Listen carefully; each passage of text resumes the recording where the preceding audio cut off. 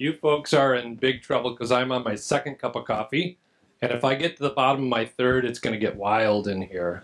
And those of you that know me know that that is a promise kept, probably. So my first meeting was at 5 a.m. this morning, so I'm kind of jacked up with just ready to go. So I'm going to get us started on the topic and just kind of warming us up into the idea of total worker health. Speaking of warming up, what do you think of the weather? Anybody done with that? Um, you like? Oh, wow. We have our eternal optimist. You are from Home Furniture is in the house. That's great. You keep us lit up. I took massive doses of vitamin D this week, just I don't know, to get out of the fog, I think. But total worker health. We've got 5 steps we're going to walk you through in this process today. 5 steps that we feel are logical for today's seminar, but also for the process that you might go through back in your workplace. And I just want to camp on this a little bit to explain kind of our thinking about this step, these steps. And so I'm going to get my magic marker out here. Hold on. The first step is data analysis and collection, and we're gonna spend a long time in analyzing our workplaces for the various risks that involve the idea of total worker health. And so as we do that, I want to just relate it back down to this PREVENT logo. Maybe you've seen that at MMA on different publications and during our seminars. And when we are working with clients and going through the process of assessing risk for them and helping them set goals and plans and implement those plans, we're basically talking about the risk management process. It's kind of an age-old process that is the 5 steps. We break it down a little bit more in the PREVENT process, but finding out where your risk lies is really an important step. So we're going to spend probably an hour on that today. Setting up strategic plans and annual goals and such is kind of this middle area where we work with clients and, what do you want to accomplish? What risks do you have? What are the strategic plans and goals to mitigate those, reduce those? And then what are some of the solutions that we can implement? And as we work down the list and building our foundation, it's kind of where the rubber meets the road. It's the blocking and tackling of every day, implementing these plans and getting better at our risk management profile. And that's the execute here. And then through navigation and change, obviously we need to make adjustments to our plans as we work through them and get feedback and see how they're being implemented. And then we need to monitor and track their progress. So you might call those lagging indicators, but are we succeeding? Are we hitting those goals and measures? So as we talk about total worker health, what I want to also impress upon you is that this is not a program. They're not 5 steps to success. It really is about a culture. It's about a change in thinking. It's about an integrated process between myself in safety, our friends in health management, and human resources all working together. And I think it's been probably a half a dozen years that we've been working towards this in our employer services department at MMA. And we're getting closer and closer and closer as we help clients to see what total worker health means and how to implement that. What does it look like?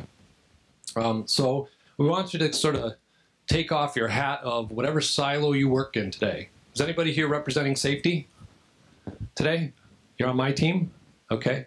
All right. Anybody here for HR? And is anybody here for health management? That's kind of your gig, right? So do we sometimes get stuck in our little world, our silo? Does that sometimes happen? And the total worker health concept is saying, look, we got to integrate with all the different departments, look at all types of risk, because they all affect each other. And so whatever your silo might be today, hopefully you'll consider kind of what's the rest of the world in terms of maybe it's safety for you that you need to consider. Maybe it's a health management plan or some considerations that you haven't yet implemented. And so here are some of the typical things that we see in each of those silos, right? I'm working over here in my lane on safety.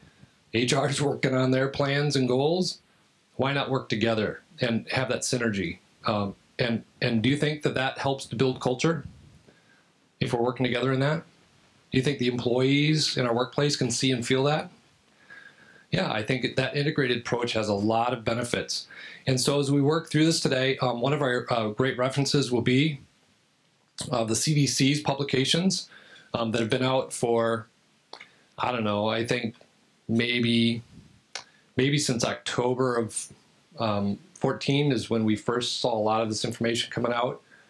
Maybe earlier than that, but you know, this is getting a lot of press. And if you've not been to the CDC website, I'm probably going to drag you through it because I think it's just stuffed full of great information. And so here is, when you type in CDC Total Worker Health, here's the page that you're going to see. And I just want to show you just a few quick hits of things that you can learn, some extracurricular reading as you get back to your workplace and stuff, right? So I'm going to just navigate down a little bit. And as we look at guidelines for implementing and some of the bullets here, my favorite one as I navigate this site is Let's Get Started. And a little bit later, maybe toward the end of the seminar, if we've got time, we're going to hear from this doctor about total worker health, and he's from NIOSH. So he probably has a good thing to say or two about implementing total worker health. And then I just wanted to show you this too. The definition of what is total worker health, and that chart that I just had up on the screen is right here. So I think this is a great place to look at not only what are our current silos, but what are some of the things that CDC and all these think tank type people are saying about what is total worker health. So you might look at this publication, these documents, as a great reference tool for your programs, right? For implementing this in your workplace. So that's just a quick reference as to where we're pulling that document, and I'd be happy to help you navigate to that during a break, or if you want me to send you an email with the links. And we're also going to do a lot of follow-up materials after the seminar. So that's this publication. And so as we get started now into our first section of data collection and analysis, I get to keep going first. And here's what I'd like to start with. This is one of my first lessons in this idea of total worker health. We were working with a client, actually not far from here, and I was on the safety committee. I did walkthroughs with the client. I did training for the client, you know, all in the world of safety. And meanwhile, our health management consultant was working with the well-being team. They were doing culture surveys, and they were looking at some of the health data information that was coming from the employer, right? So for about a year, the health management consultant kept coming over to my cube saying, hey, I think we got some issues. I'm concerned with X, Y, and Z. Things aren't going as well as we hope, right? I'm concerned that we've got long work shifts and the employees are seemingly frustrated and there's a lot of fatigue happening. And what I'm seeing is this right here. So is that pretty good from a work comp mod standpoint? So I'm like, I don't know what you're talking about, because I'm in my lane and my lane looks good, right? So I'm trying to tell the health management consultant they're crazy, right? Because we're not having losses. In fact, you know, this year that happened afterward, the 112 mod, this is what the losses look like when I was working with a client. So this is me, right? This is about Dave. Dave's helping this client, and I'm like, we don't have a problem, right? And so I got quickly humbled when all of a sudden the wheels came off. They were working their employees 12-hour shifts. They were super tired because they were working 312s, and all they could do was survive. They go home and sleep it off. Maybe they had families and kids, and they were just beat at the end of those 3 12-hour shifts. You think, and the employer thought, no, these 12-hour shifts, employees love these 12-hour shifts because they get the long weekend. So there was this miscommunication, this misperception that everything was good per the employer. And in the safety committee, we do our walkthroughs. Place looked great, right? No problems. But then we had some doozy claims come in, and then we're all wondering what happened on the safety side. Does that make sense? And what happened was people were tired, frustrated, fatigued, worn out, that they were done. And so all of a sudden we had some big, severe claims. Now, it's not a tragic story. Nobody died. But sometimes on the safety side, we're working so hard in our lane, we forget about what else is happening in the world of those employees, right? And that was my first lesson in health management. Another quick little story. We had a client who our health management consultants were working with, and they all of a sudden they saw in the health data reports, they saw all these eye optometrist sort of treatments and glasses and all kinds of stuff going on. And we said, why all of a sudden is everybody getting glasses, right? So what we found out later is the workplace had this really dim yellow lighting all through it, and nobody could see. So they had lots of eye strain. People thought they were going blind, you know, so they're going to see their optometrist, and it spiked all these health management claims, all these claims on the health insurance. And so they changed all the lighting, put in modern fixtures and stuff, and they fixed the problem. It was an ergonomic safety issue. So another great case of, well, wish we would have put that together a little bit sooner, right? And so a lot of this total worker health thing comes from just good integration, feedback, listening, and kind of knowing what's happening in your workplace.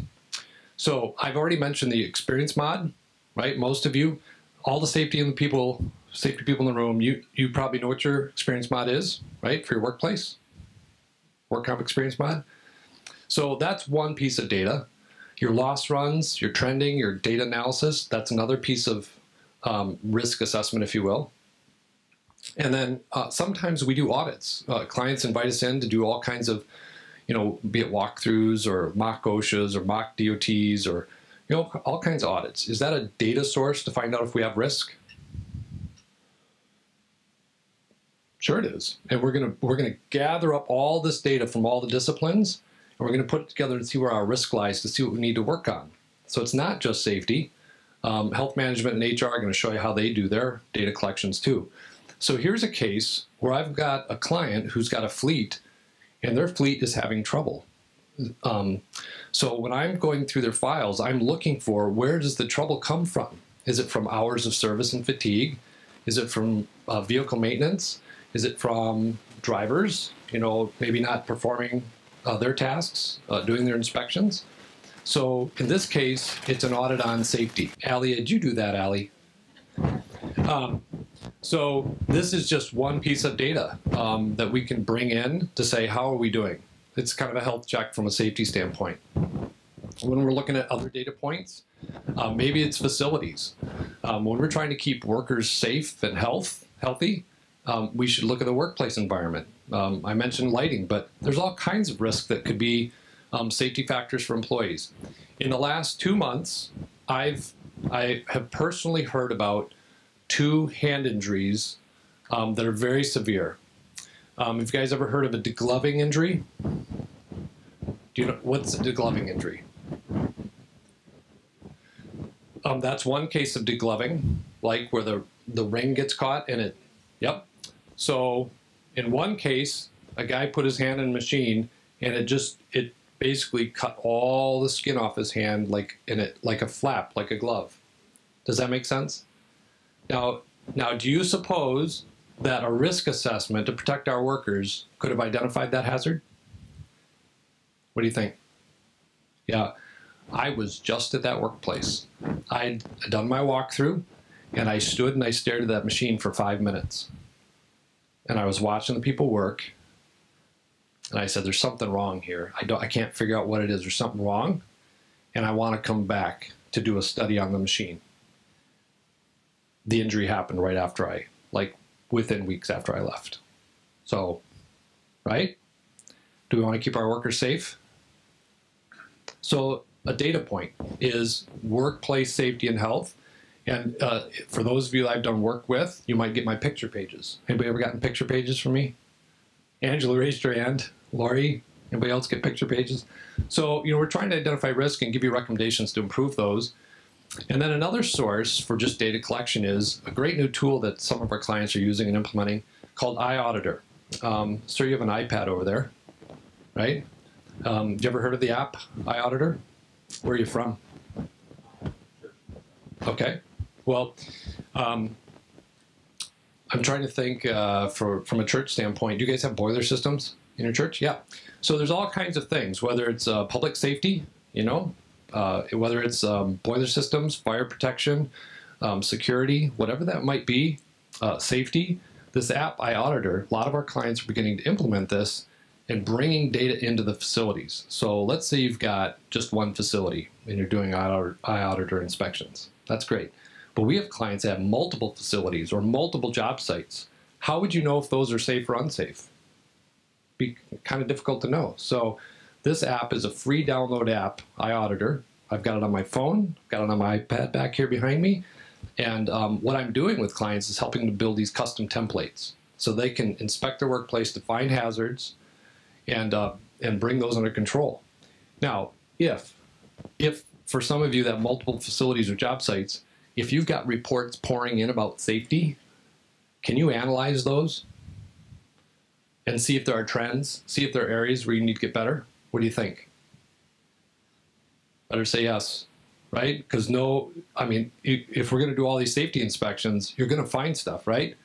So if you want more information on iAuditor, I consider myself not an expert user, but I've helped a lot of clients implement that tool. And maybe that would be of interest to you, right? So that's a data point. Another data point for risk assessments, data collection, would be some form of survey. For a lot of our clients, we've helped them implement an employee perception survey.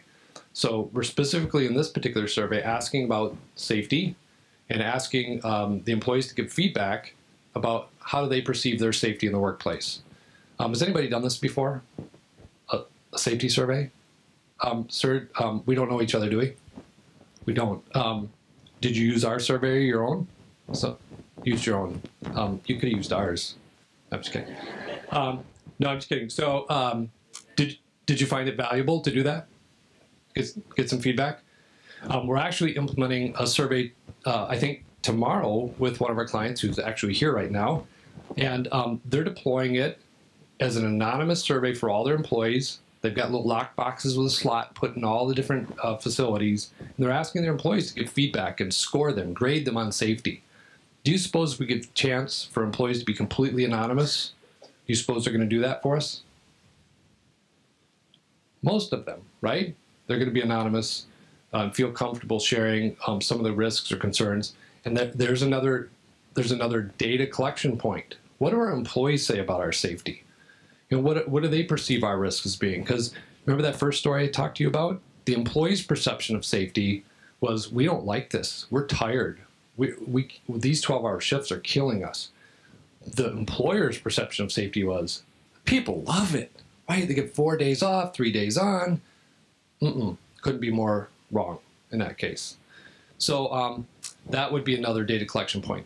And so these perception surveys are just really an opportunity not only to give honest feedback, but you can use those in your strategic planning, which we'll be talking about in the next section.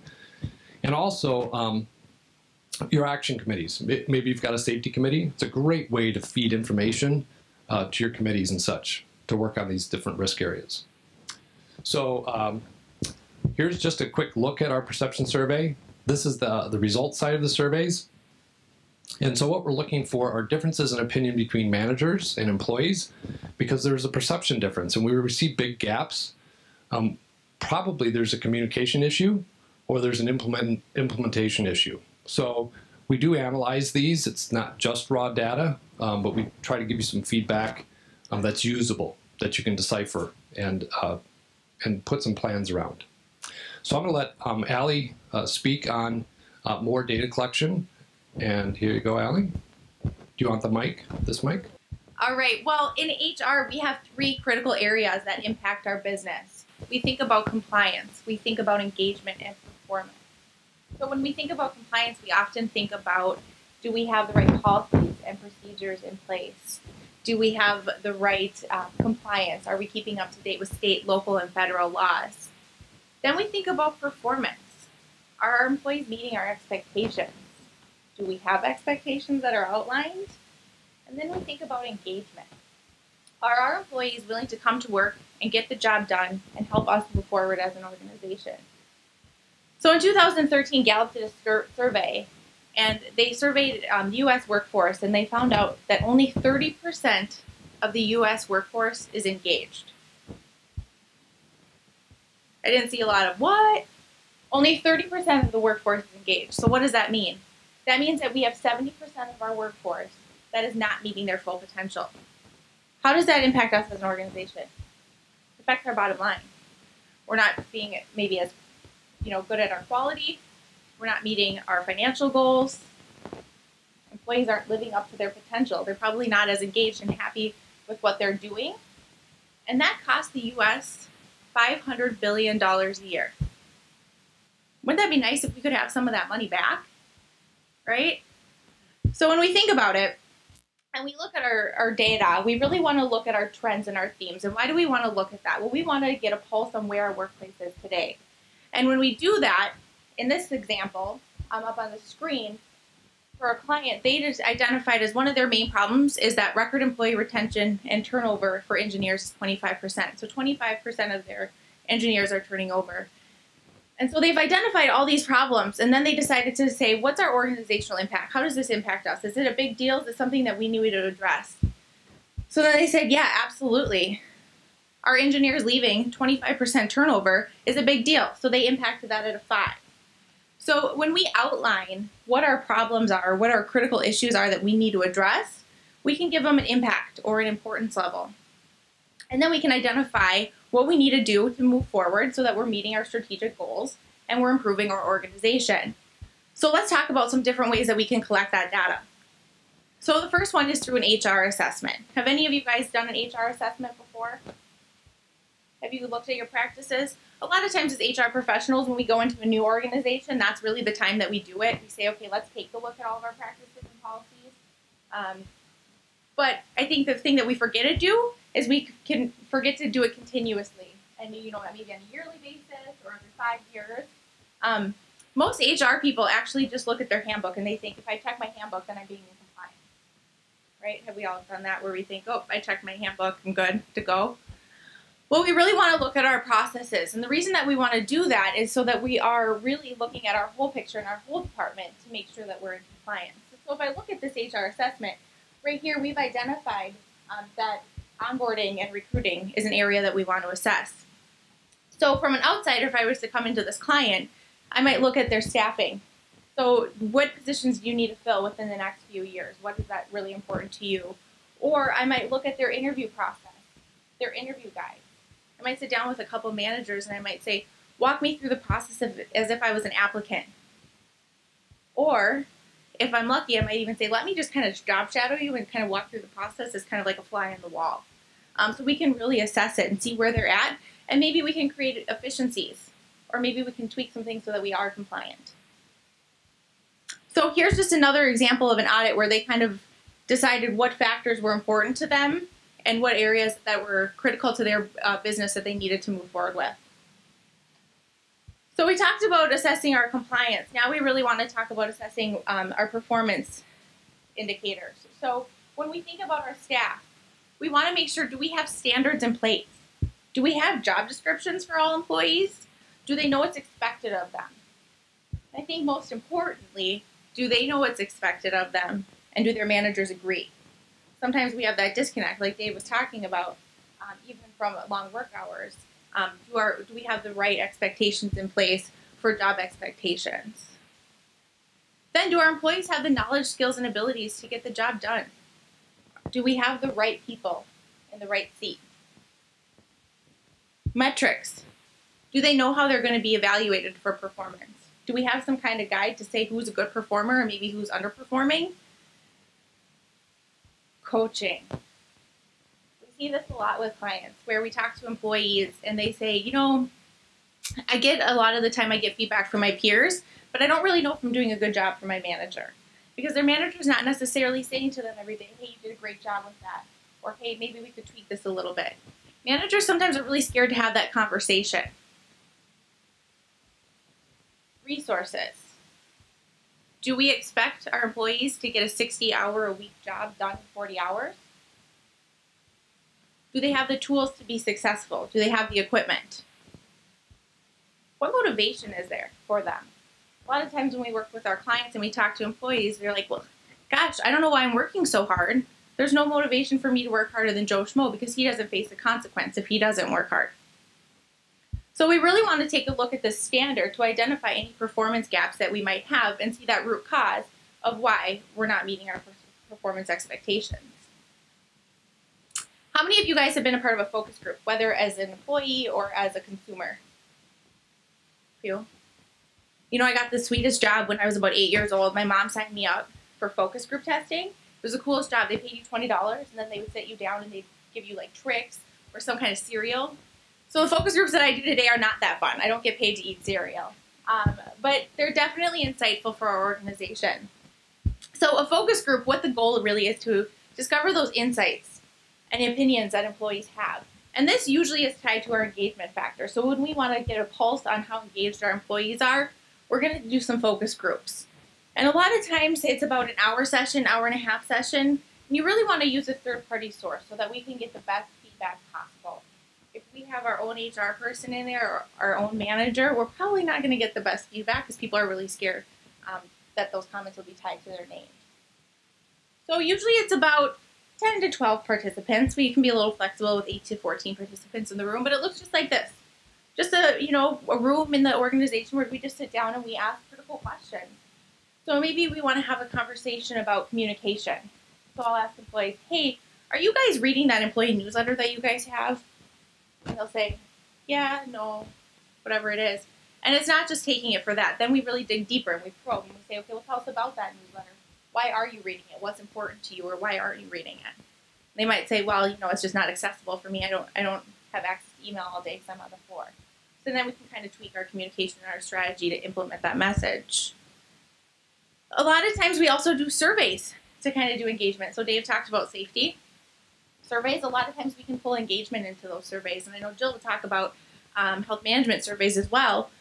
But really, a lot of times we're in these focus groups, we touch on a lot of things that aren't just HR related. They're also related to health management and safety. Because again, we're tying it all back together, and that reaches the total work health perspective to get a pulse on how our employees feel and if they're really engaged in the work that they're doing. So like I said, a lot of times we bring in other areas, so I'm going to bring in Jill to kind of talk a little bit more about how health management takes their approach to data. Thanks, Allie. And actually, Allie's being really modest. I've had the opportunity to sit in on a focus group with her, and her focus groups are a lot of fun. She uses colored markers and flip charts, and there's a lot of hand gestures. It's a blast. So I'd like to spend a little bit of time now talking about data collection and risk assessment from a health management perspective. So one of the things I always like to mention when I first start meeting with groups, we like to sit down with them and really dig into what they've offered in the past. What's your history with regard to having health management in your organization? And so often what they tell me is, we're really not doing anything to support our employees' well-being, or we really don't have a wellness program in place. And so we walk through what I'll call a discovery session, or really essentially an inventory of what they've done in the past. And what we find is they actually really are doing a lot of things to support their employees' health and well-being. They just maybe aren't getting credit for it, or they're not connecting the dots so that employees see it as truly a formal well-being program. So that's one of the things that we really like to do up front, just to get a sense for where they're at. So they might be offering an employee assistance program, they might have a tobacco-free policy, all of these things that they just see as part of doing business that we can really wrap our arms around and put together as part of a comprehensive approach. So when we walk through these discovery sessions, we'll focus on what kinds of assessment they've done in the past. Have they offered a health risk assessment or a biometric screening? Maybe they have access to some healthcare claims data that we could take a look at. We want to understand what the relationship is and the support that they have coming from their senior leadership team, as well as those middle-level managers and supervisors, knowing that they play a really intricate and key role in getting the lower-level employees involved. Understand what some of those policies might be that they have in place. Maybe they have a flexible work arrangement for some employees. They might have that tobacco-free policy or a volunteer policy in place. So really getting a sense for what they have in terms of policy. Really getting a sense to David's point about doing the walkthroughs and safety, but also getting a sense for what does the work environment look like and what are the workspaces looking like to support employee well-being. Are there any programming and resources going out in terms of education, creating awareness? Are they doing any kind of a well-being newsletter on a regular basis to highlight topics?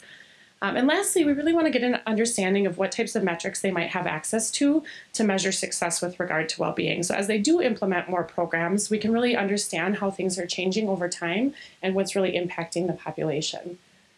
So I've highlighted a handful of metrics here, and also oftentimes when I work with groups, the primary focus and what their key objective is to try to drive down healthcare costs, which is completely understandable and rightfully so that is a huge line item on their budget. But what I like to do is have groups take a step back and really understand what are all of the areas that we can impact with a health and well-being program. Healthcare costs is certainly going to be one of them, potentially, but there's so many other factors that play into overall employee engagement when we're talking about health and well-being. And so really it's important that we take a broad look at all of the different metrics that are ultimately impacting your employees' total health. So things like the modifiable health risks that you might find in a health risk assessment or a biometric screening if you're offering those. How many people in the room have something like that available for your employees? Handful. So that's a great way to see kind of how your risks are changing in your population over time. It's also a great metric to understand if you put in certain programs that are targeting a specific health risk, how that's impacting that specific, health risk. We'll come back to culture and interest survey. I know Allie touched on surveys a little bit, but we're going to go into more detail on that piece. But other things that you might want to consider taking a look at are any participation and satisfaction ratings that your employees are giving you. Are you offering a satisfaction survey on an annual basis? Are you keeping track of how many people are participating in various programs? For example, your utilization in an EAP program, or if you're offering a seminar or a topic around health and well-being, how many people are attending those? Also, we want to take a look at retention and turnover, because one of the things that we can do with a well-being program is really focus this as a attraction and a retention tool for your organization. But if you've got a well-being program, that's really ultimately going to add to the overall compensation package that you're offering for your employees in addition to the standard benefits they might already be getting. We also like to take a look at champion and committee engagement. So if you do have a safety committee in place or a well-being committee in place or an HR committee in place, are employees actively engaged in that? And are we getting valid feedback and input from them so that they really have a stake in all of the initiatives that you're trying to roll out for your organization? And lastly, I always encourage employer groups, and if you've worked with me in the past, probably many in the room, I simply like to tell groups, save any positive feedback and success stories that you get from employees. It might just be an email that you don't think twice of, and it comes into your inbox and you think, well, that's good, they enjoyed this seminar or they enjoyed this program. But collecting all of those success stories and testimonials in one place can really add up to a huge anecdotal success story that we can use to promote programs and really get employees engaged going forward. So I mentioned I'd come back to the culture and interest survey. So this is something that we do at Marsh & McLennan Agency with a lot of our different groups to really get an understanding of the overall culture and work climate at an organization. So coming from a third party, it gives employees, again, that opportunity to really report honest and confidential feedback. And we give an output like this. And so I know the words on the page are relatively small, so we won't focus on those specifically. But some key areas we might be looking for are that leadership support that the organization has, and do employees feel that leaders are supporting their well-being? Potentially recognition and appreciation, and how do employees feel that they're being recognized? And maybe something like work-life balance. Do they feel that they have that balance that they need between home and work to do their job well, and also be effective in their home life as well? And so what you'll see is the red bar is really what employees are hoping for. That's kind of their preferred norm and where they would like to see each of these metrics that we're asking about in the culture survey. And the blue bar is really where they see things are today. And so what we're looking for is that gap between their preferred norm and the norm that they're experiencing today, so we can identify where are the biggest gaps and where can we really target programming and efforts to try to close some of those gaps. So I talked a little bit about healthcare costs and how this is very important, but not necessarily the only metric that we want to focus on. But at Marsh & McLennan Agency, we use a population health management tool here that can really help identify some of the key risk factors in your healthcare claims. And so we've got kind of the top 5 conditions here along the top, so we understand, are they in good, average, or poor shape? So we can really target outreach and follow-up for those individuals who may be experiencing a chronic condition. And also we can kind of focus in the middle bar there's some other conditions that might be more, they're based on more modifiable risk factors. So things like hypertension or high blood pressure, high cholesterol, things that we actually might be able to get ahead of in terms of your risk in your population to prevent some of those conditions that are happening in the upper right corner. So really taking a look at what's happening in your healthcare claims is important to drive those efforts forward and help us plan around what type of messaging we want to give to your employees.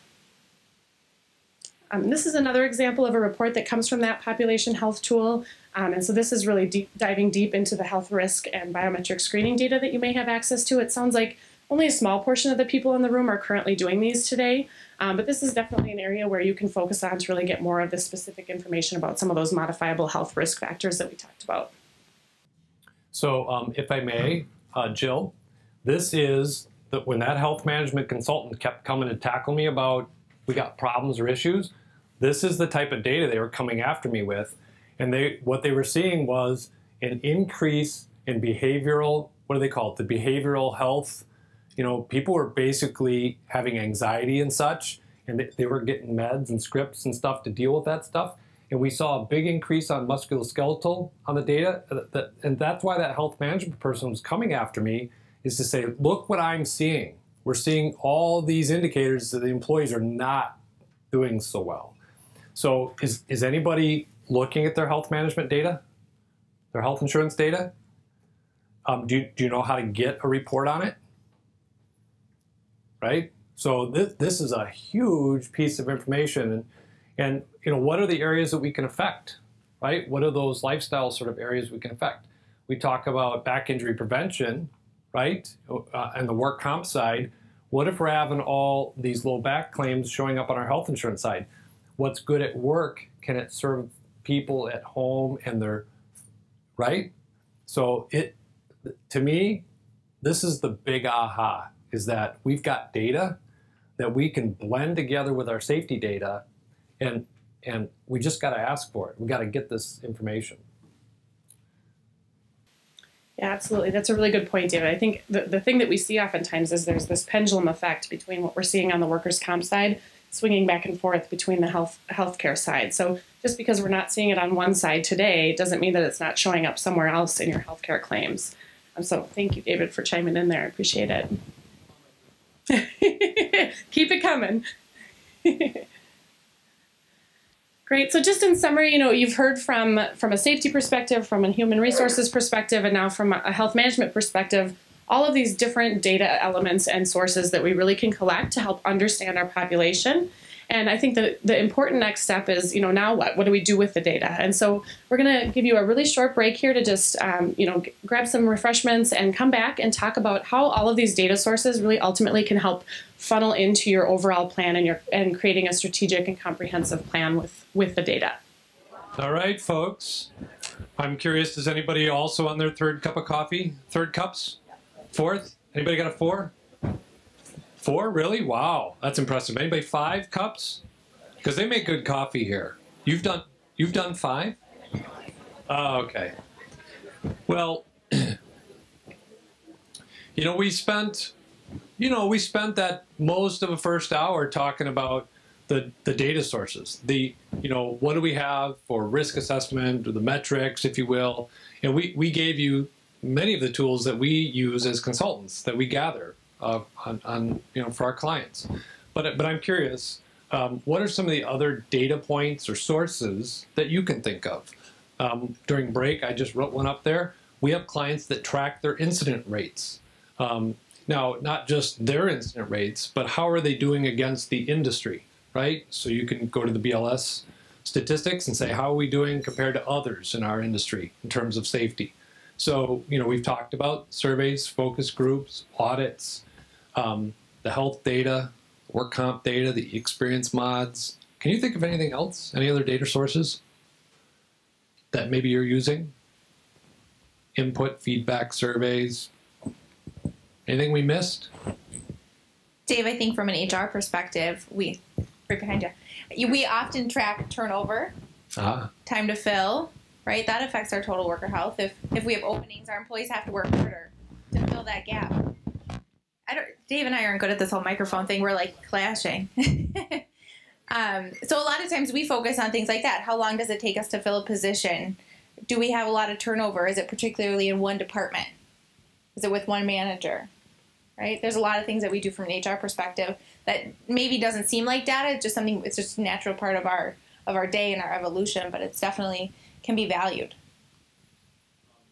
So can you think of any other data points, input sources, things you would look at naturally? Yeah, because, I talked about the fatigue factor and such, right? There's all kinds of ergonomic studies on overtime and the effects on safety. So is that kind of where you're going with overtime? Right. And maybe it's just pure staffing. Maybe we've got positions that are open and it's frustrating to employees that have to fill that workload, right? And we see that especially in healthcare, where if you're a man down or a woman down in a crew, that means a lot more. It's not just overtime. It's a lot more physical work for the staff that is there, if you know what I'm saying, right? So you could look at that in terms of open positions, how that affects health and safety. Any other data points? Oh, that's great. Yep. So what do we learn when the employees leave? They say employees fire their boss, right? They're not firing the company, they're firing their boss. Now, that's not the only reason people leave, but why are you leaving? What happened? Maybe they were dissatisfied. Great, yes. Yep. So so not just your health data information, but would it be the FMLA type information? Disability information? Yep. Yes. The utilization of those, types of insurance. Very good input. We have a lot of that use. Could be an indicator for health. Very good. Anything else you could think of? Okay. There's music. Gina says there's music playing. No, there's not. So lots of data sources. I used to have hearing like a dog. I could hear just tremendous amounts I can hear monitors that whine. But now that I've had kids, I mean, have you ever had a 6-year-old screaming in your ear? I have hearing loss from that. I'm not kidding. So woe is me. But all right, great data sources and inputs. And someday maybe you'll get to meet Grace. I'll bring her to a seminar. Yeah, she's cute as a button until she gets upset, man. So, but all right, we're going to switch gears to the next slide here. Jill, do you have the clicker? And we're going to start on our next topic or section on strategic planning. Great, thanks, David. So I've got a few trivia questions here to get this section kicked off here. So I'm going to just have you raise your hand if you have an answer and just shout it out if you do. So my first question here is if you know the percent of U.S. companies that claim to offer some type of wellness program back in 2009, so just over 5 years ago. Any idea what percentage of U.S. companies offered some type of a wellness program? Up there? 20%? A little low, a little bit higher. Anyone else have a guess? Beth? It's about 30 to 40%. So we've got a little range there. So right in between the two of you. So now, flash forward 2014, last year. Do you have any idea what percent of U.S. companies had a wellness program last year? Okay. Between 65 and 75%. So as you can see, in those 5 years, our industry, the health and wellness industry, has grown rapidly. And that's a great thing. But what unfortunately we find in the next question, of those companies who have claimed to offer a wellness program in 2014, how many of them are actually truly comprehensive, or they're doing all of the right things to really make it a comprehensive program for their employees, not necessarily just one thing here or there? Any idea what that percentage is? The comprehensive number for 2014? Less than 10%. So we've got a lot of groups out there that are doing something in the health and well-being industry or in that arena for their employees, but not necessarily offering a full-blown comprehensive plan. And so, what we're really trying to do is kind of close that gap and help employer groups work to make their plans comprehensive and offer all of the right things that we know are ultimately going to help engage their employees and potentially impact their healthcare costs. So to do that, we really want to focus on what some of the best practices are. So we've identified from leading experts in the health and well-being industry a few different key dimensions that really ultimately make a best practice program for health and wellness. So those, I'll highlight a few of these here. So leadership. So really making sure that we have that executive senior leadership level engagement in the health and well-being programs. This could be really having them visibly involved. So if you're offering a biometric screening event on site, for example, that they're actually coming and attending that event, that they're communicating and messaging about the importance of health and well-being to to their employees, and also that it's trickling down to that middle level manager and senior level and supervisory level manager.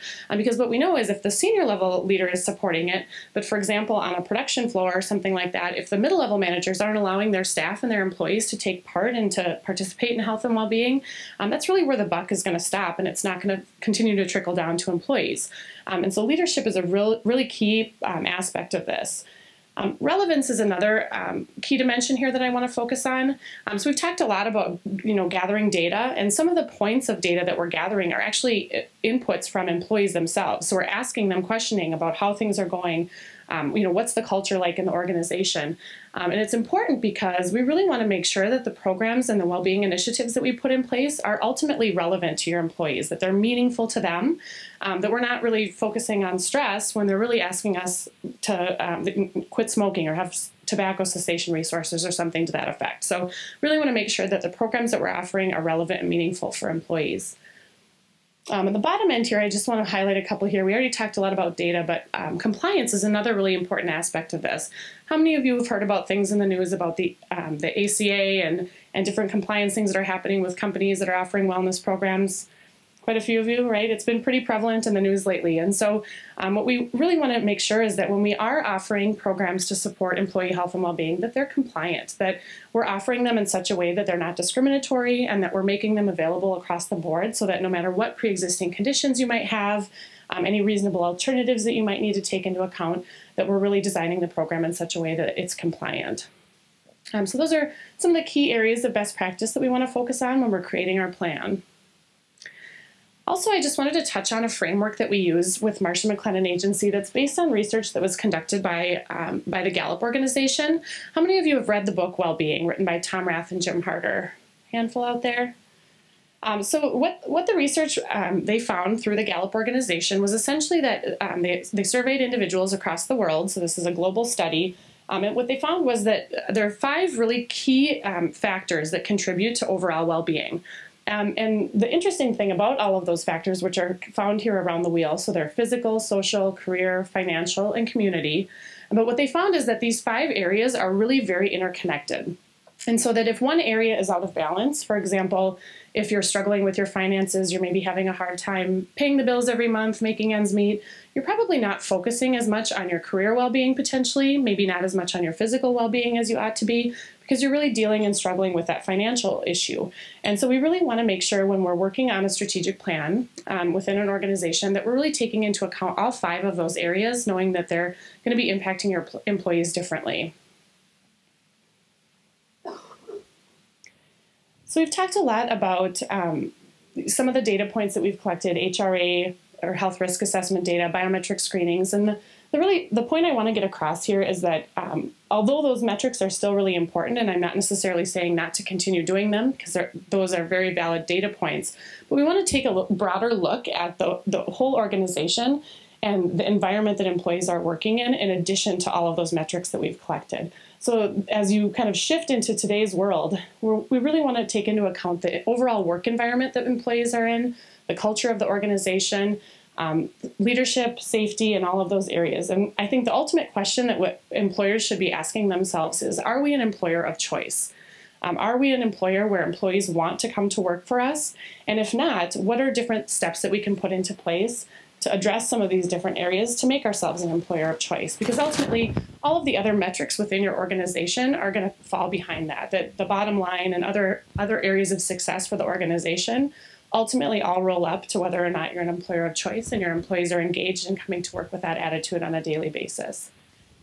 So with that, I'm going to hand things over to Allie because her area of expertise really is focusing on that engagement piece.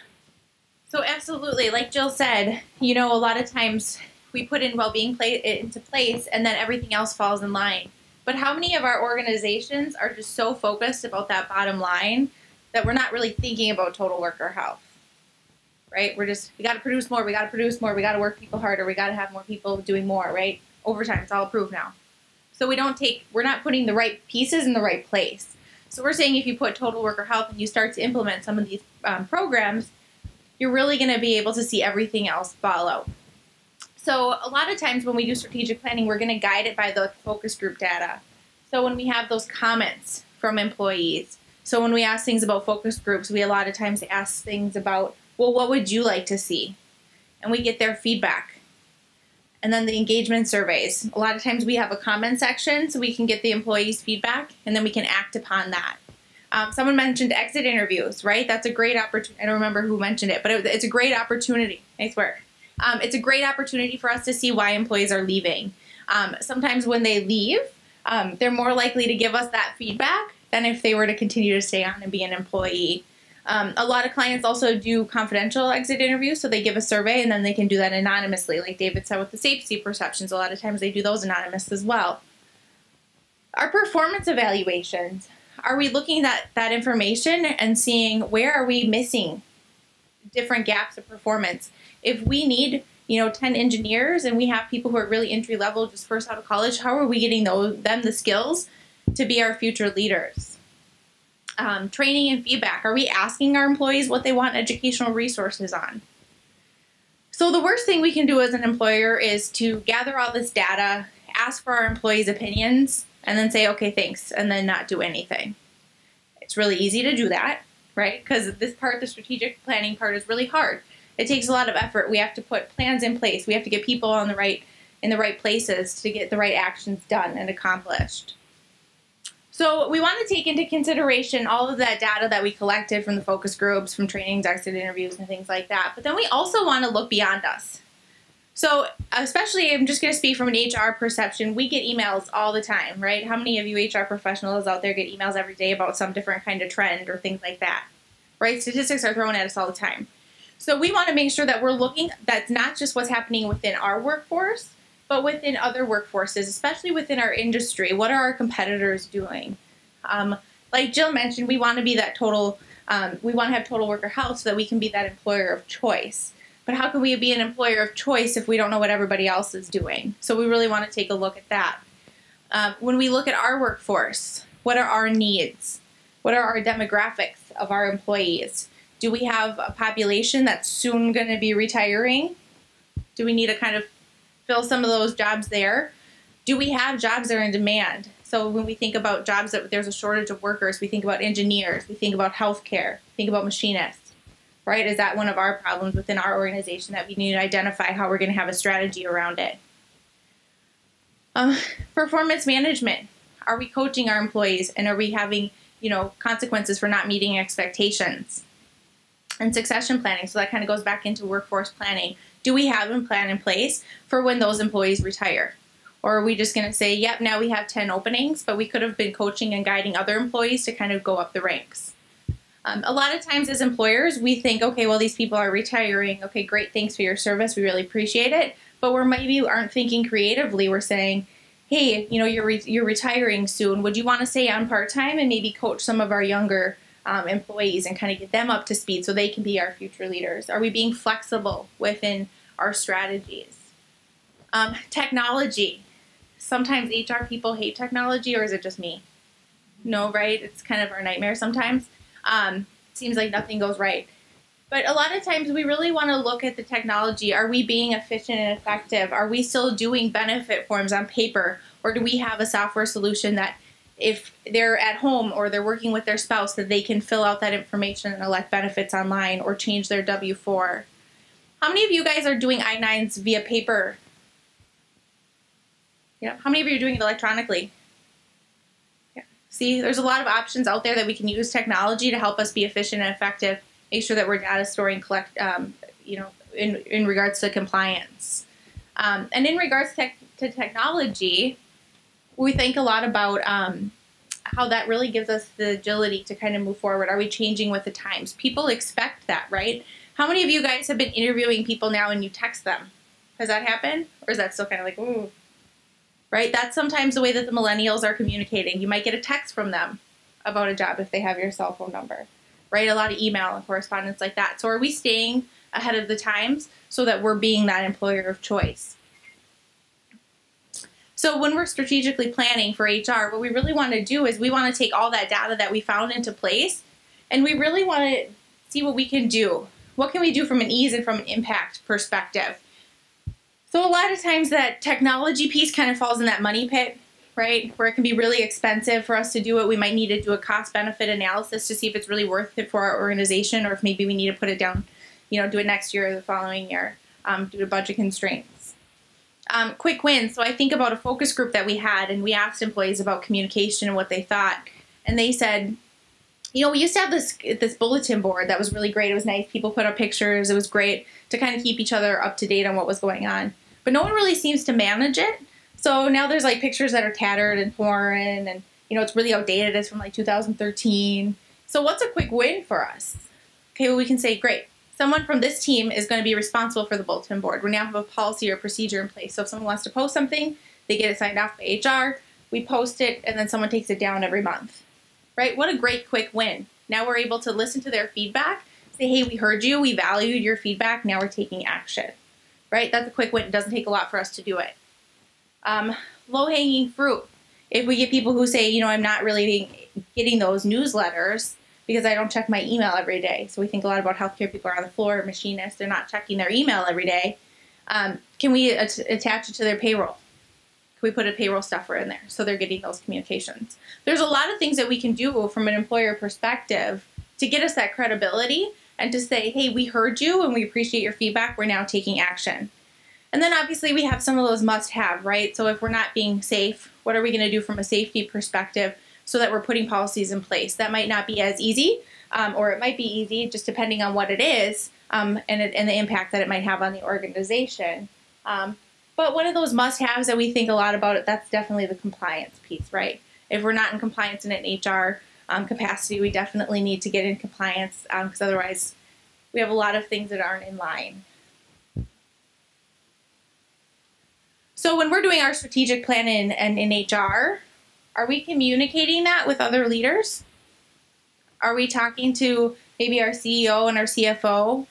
Are we actually looking back at what our mission, vision, and values say? Are we aligning it with what our business wants? Are we talking to safety? Are we talking to health management, seeing what their goals are? Maybe we can put this awesome plan together and do it so that we're impacting the whole organization. Because again, remember, HR is just one piece of the puzzle. Safety is one piece, and health management is one piece. And then when we're looking at that, well, we plan, right? We got the data. We're putting our plan together. We're acting on it. And then we need to review it.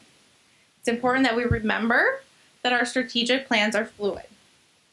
This is not a, hey, we put this great plan together and it's not going to change until we reevaluate it next year. Things change. If you have 10% of your workforce get up tomorrow and quit, are we going to have to readjust our strategic plan? Yep, absolutely. Because things impact our business that we might not have control over. So we need to be able to just be able to go with it and say, you know what, we may need to reprioritize this. This picture you can't really see so well, but it really kind of outlines, okay, well, here's the area that we really want to focus on. Here's who's in charge of it. This is the month that we're going to do it in. Here's our priority. Here's a future action. So this is a document that we recommend having on a shared plan. So if you guys have a network drive, so HR can see it, safety can see it, health management can see it. So everybody's on the same page and we know what we're all working on so we can help get to that goal. I think sometimes the best ideas that we get are from people from other departments, right? We're in our department every day. We live and breathe it. We're like, yeah, we're awesome. Of course, right? We don't think we're doing anything wrong. So when we get the feedback from our peers that say, hey, have you ever thought about doing this way? That's great, right? We can get that great collaboration and better ideas. So for our team, we all sit by each other because we all have very different perspectives because of the world that we live in. So we bounce a lot of ideas off of each other and say, hey, I'm having this issue, or what do you think about this? And a lot of times we'll have a light bulb and be like, gosh, never thought about it from that perspective. Because again, we're living in our silos, and that's why we need to break down those barriers. So David's going to talk a little bit about compliance from that safety perspective as well. And I have a lot to say, and we're going to have a little fun in a minute. So, well, safety fun. For those of you not safety, I don't know if you can get through the silo or not, but we'll try. So, but, you know, when we're called to do strategic planning, set goals, right, it starts at very basic compliance level in the safety world. Most of your organizations are subject to the Minnesota AWARE program from Minnesota OSHA. You guys all know what the AWARE program is? What's the acronym stand for? Okay, two safety nerds got it. Awesome. That's awesome. Okay, so the AWARE program says right down here, an employer must conduct a documented review at least annually, but at the top it says, so there's an annual review, but at the top it says, your program, your AWARE program, your safety programs have to be based on clearly stated goals and objectives. You think OSHA cares that you're moving forward on safety and getting better? It says right there, you're supposed to set goals, and you need to have these clearly stated. So again, as Allie mentioned, are you publicizing that? Could your employees articulate, what are we working on in safety this year? Where do we need to get better? And that, to me, that's kind of low-hanging fruit. Many of the safety committees I work with, we set goals and put those at the top of the minutes. And I beg employers to post the minutes so people can see what we're up to and talking about, and so they're involved. But, you know, where are your goals and objectives? Have you set any for safety? I mean, we gave you tons of data input stuff today, right? Now, what are you going to do with it? What's that low-hanging fruit for you? So not just the AWARE program in terms of setting goals and objectives. It comes right from OSHA that says, hey, this is not just best practice. This is a requirement, right? But no. Go ahead.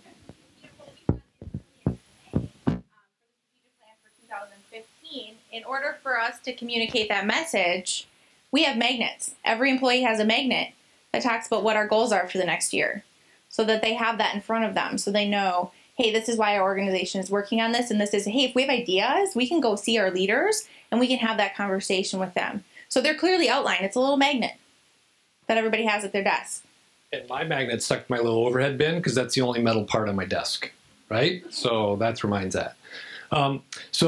So good. And here's another just idea. You saw Allie's spreadsheet on this sort of strategic plan, what are the priorities, and sometimes those change. Safety world, we like risk maps, right? Risk maps, some people call them heat maps. And what we do is we're grading risks, various risks, and it doesn't just have to be a safety thing, right? Is turnover a risk? Yeah, is aging workforce and we got 10 people standing at the door a risk? That's a big risk to the organization. So this is where we're going to have a little bit of fun. What I'm going to do is, see the bubbles on the map? This is a risk map that shows the likelihood and potential severity of any particular risk playing out, right, as a loss, as a hit to the organization. And so I've got this spreadsheet up here. I just sat on my clicker and turned it off. Probably shouldn't do that. So, so I've got two risks right here on this spreadsheet. This is a live spreadsheet. And when you use the spreadsheet and you click chart, I'm going to back out a little bit. See where our bubbles lie? Now these risk bubbles, 1 and 2, are after proposed controlled changes, after we have managed them to death.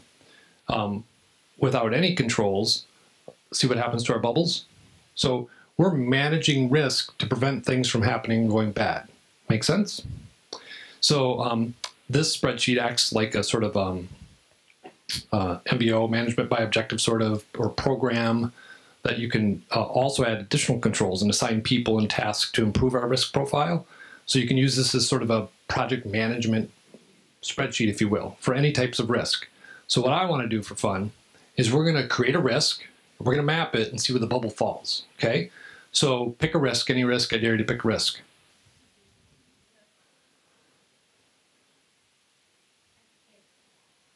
Okay. Hey, Allie, will you come type for me? Allie's going to hate me for asking her to do that. So as we talk about amputation risks, right? That's the risk. And then we're going to talk about the control measures, and we're going to grade the loss. And the spreadsheet's going to map it across. And eventually we're going to be able to put a bubble in here if that doesn't fail.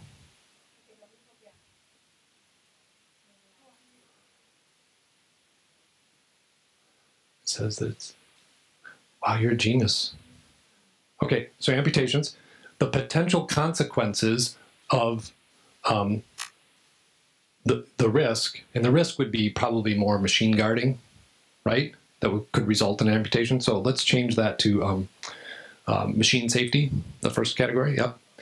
And the potential consequence really is, isn't it amputations if something fails? somebody could get very severely injured. So we're going to work across this spreadsheet. And then we have drop downs for the impact and severity. Yeah.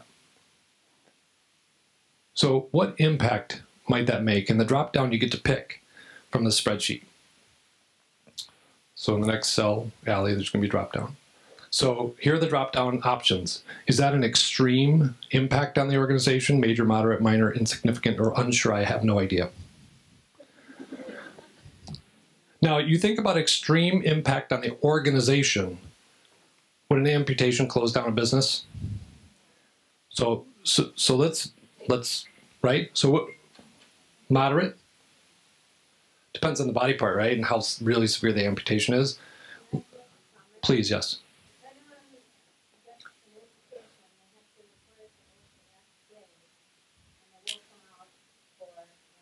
Did you guys hear about the new rule that Angela's speaking on?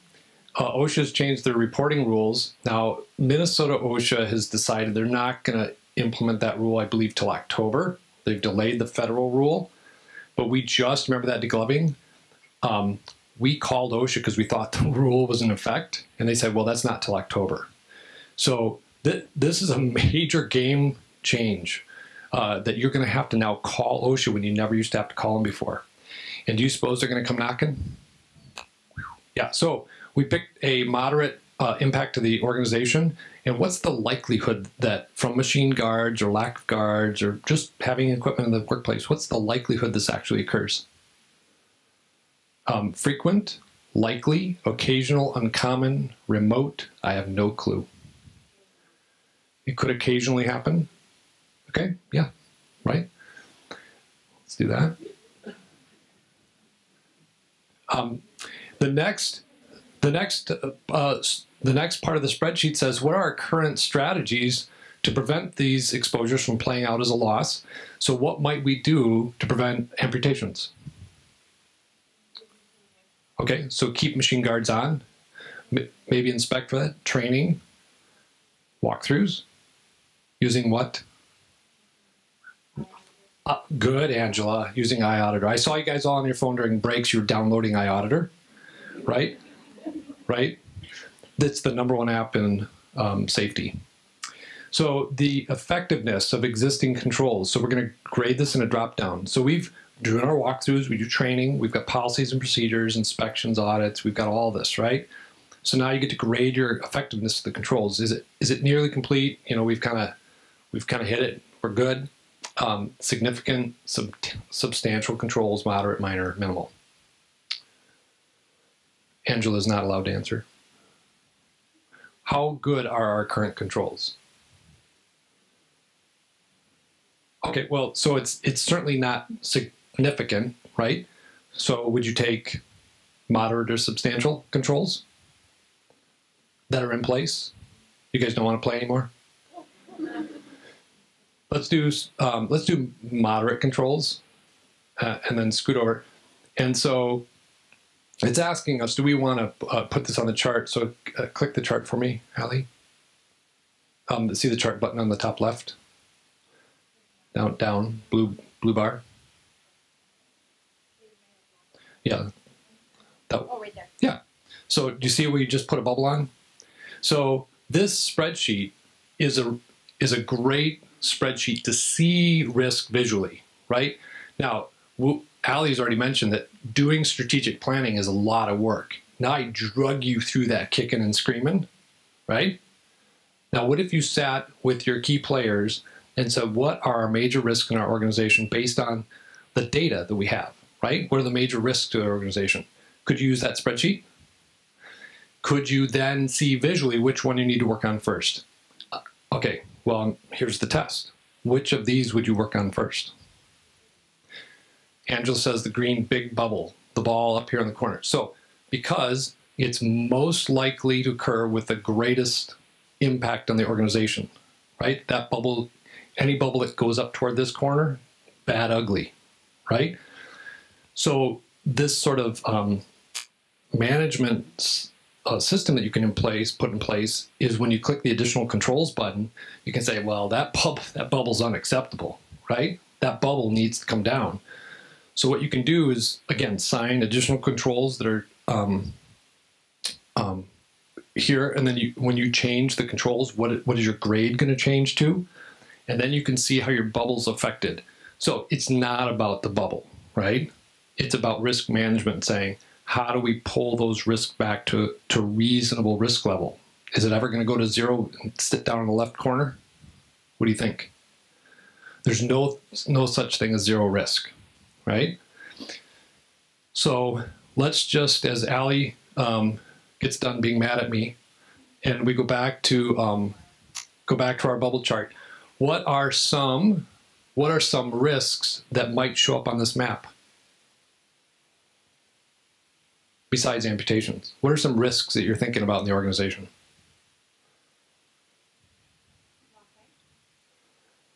Lost time injuries? Okay, what else? Yep, turnover.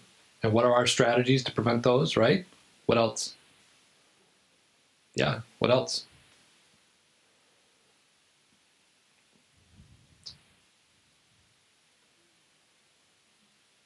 So I'm telling you, this is the kicking and screaming part. We brought a client in, put him in our main conference room. We sat down. It took us 2 hours to map out 3 risks in the organization. 2 hours to do that. Is that hard work? And you know why it took so long? Is because we had the right people at the table.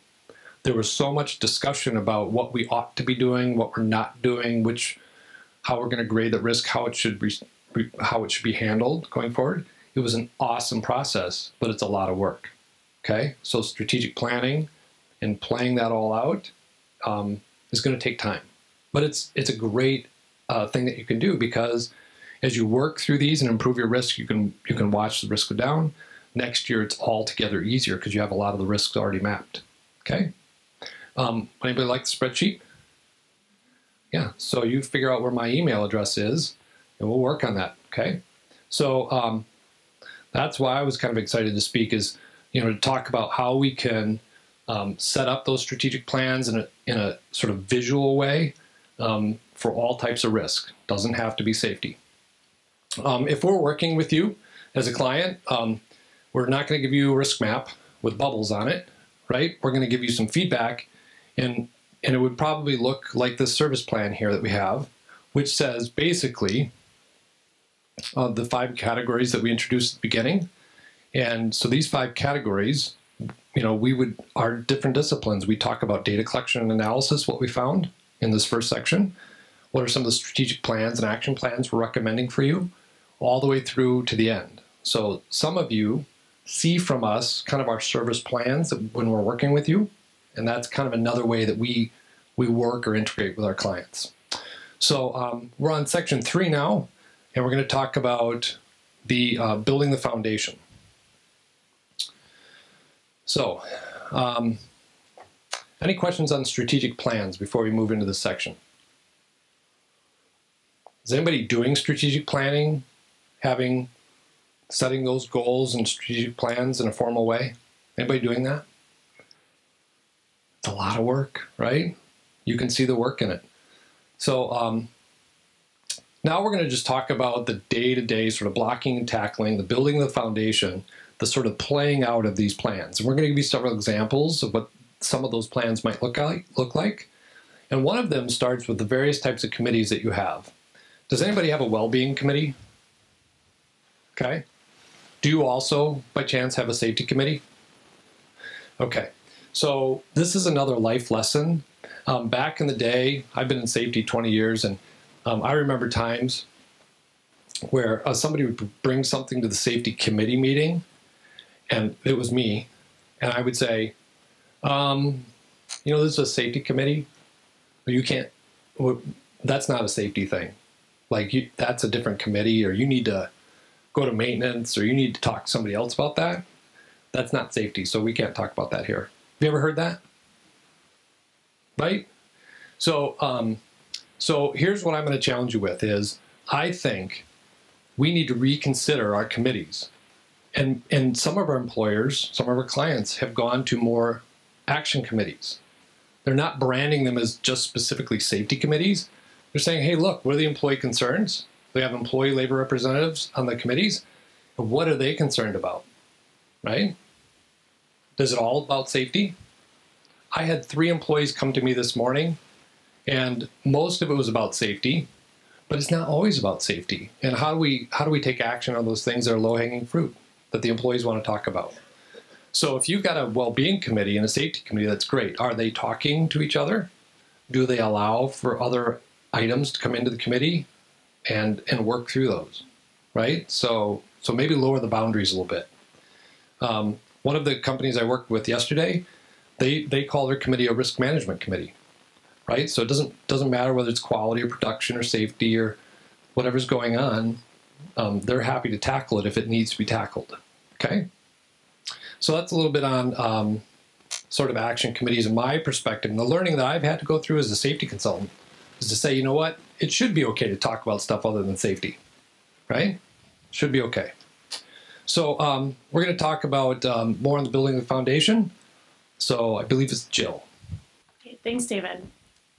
I think that's a really good point. I've sat on and actually helped lead quite a few well-being committees, and that's what they're called because we're primarily focusing on well-being. But it's so often that employees are bringing up other concerns that we really want to address, whether it's combining the committees together or just making sure that there is that cross communication between the two of them. It's very important just to make sure that employees are feeling heard and that the concerns that they're bringing to that committee are being addressed.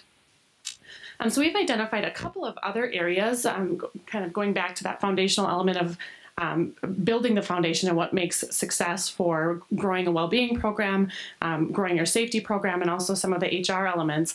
We've identified some key areas that we really think are foundational elements that need to be in place before you move forward with some of the other areas. And so I've talked a little bit about leadership support already, but this is one item I just wanted to touch on a little bit more. We've kind of mentioned that having them visibly involved in the program is really important, but also that they're financially involved in the program. And so that employees who are working on these initiatives have the resources and the allocated budget that they need to accomplish the objectives. And so what we find is oftentimes we have these committees and we sit in the room and discuss what would help and what's needed, but the committee doesn't necessarily have any budget to work with to accomplish some of the goals. And so I'm not necessarily talking about a huge dollar figure, but just that they have that resource allocation that they need to be able to make some changes within the committee. Also, the other piece that I wanted to touch on, since I already spoke a little bit about the middle-level managers and supervisors, is just this idea of champions. So this could be a leader at the top of the organization, but it also might be some grassroots leaders that you have within your employee population. So really identifying some of the key people in your organization that can sit on these committees and really be that positive voice to go back to their employee groups and their different departments. And so having that cross-representation that David showed on that graph where everyone's sitting around the table, having all of those people at the table, but also having some of those key champions in your organization that you know are going to take this back to their employee groups and really spread that message forward is really important.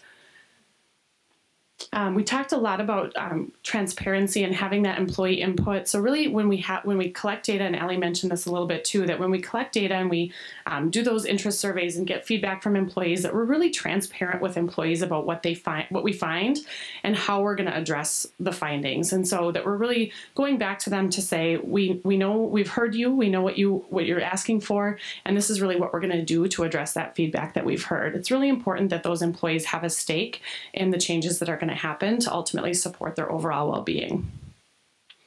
Another recommendation that we like to make in terms of building the foundation is to align the goals and objectives of your health and well-being initiative with the organizational goals and objectives. Because if there is a disconnect there, ultimately the well-being program really isn't going to get very far if it's not ultimately aligning with the organizational goals. And so sometimes what we do is we'll sit down with the committee and ultimately set a mission and vision for what that committee is intended to accomplish.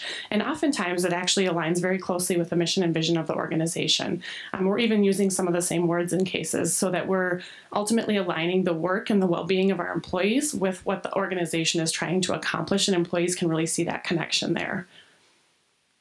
And lastly, the environment and policy needs to be supportive of overall total worker health. So if the environment isn't supportive of a healthy environment, that any programs or initiatives that you roll out are ultimately not going to be effective. And so an example of this, and this is kind of an ideal world, a sample of what we all could be doing, but probably isn't necessarily in our budget, is this is actually Google. And what you'll see here is they have on the left-hand side here an entire fitness and exercise room that's open to the organization. So when people are in there exercising, working out during the day, it's completely accepted. Everyone can see that they're in there doing it. There's a walking path around the outside here, so if employees want to have a walking meeting and get up and move during the day, that's completely acceptable. There's a lot of social cubes here in the middle, so people can get up and be collaborative and have that social interaction. There's standing workstations and desks and phones here on the right-hand corner so that people can be standing when they're taking a phone call. So all things that they've really built into the structure and their environment to help support employee well-being.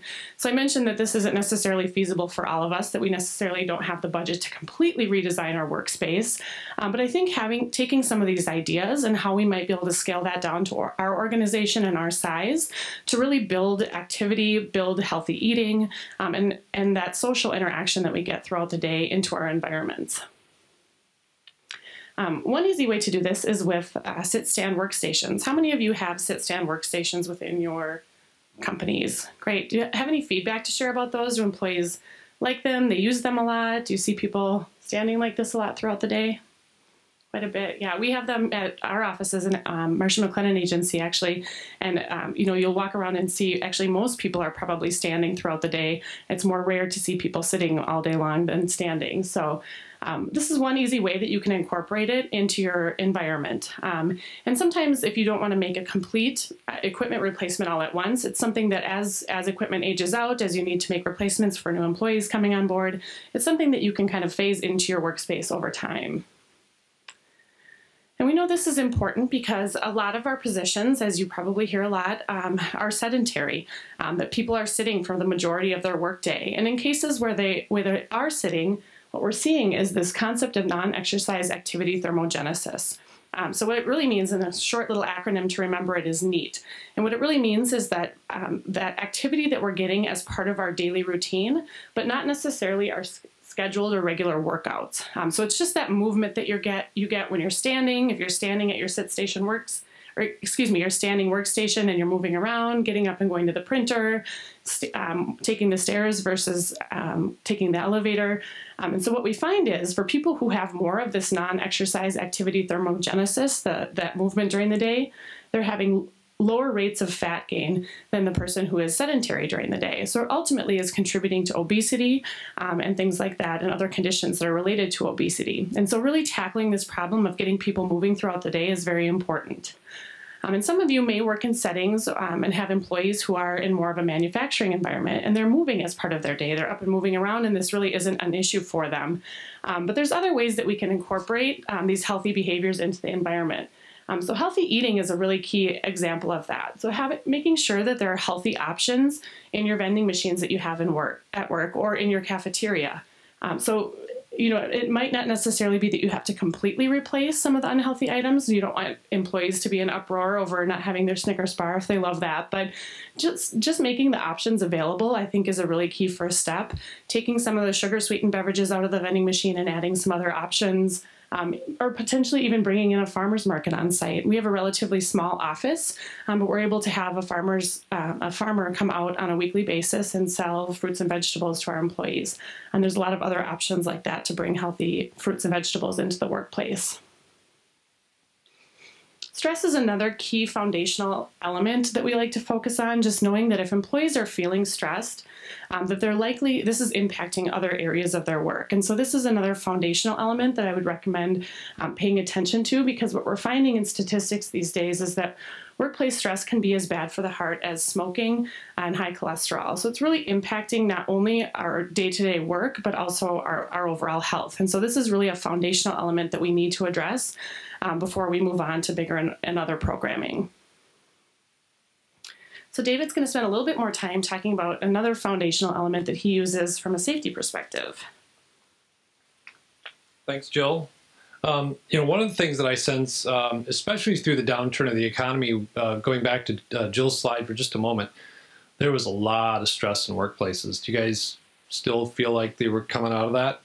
Do you think that's a health contributor or factor? Totally. Do you think it's a contributor to burnout and turnover and, oh, right? Anybody stressed? Just me? Okay. So functional movement screening, when we're talking about blocking, tackling, and doing the foundational work, we have to look at maybe health and safety in a little bit different light. Again, I've talked about, as a safety professional for a long time, we've gone through these sort of same patterns of, hey, let's teach people to lift properly and they won't get back injuries. What we're finding is that it really has a lot to do with how people move. Basic patterns of movement as to whether or not they're going to get hurt or being subject to hurt. So we've implemented this functional movement system and the screening process in a couple of employers that originally, maybe 2 years ago, was kind of a beta test for us.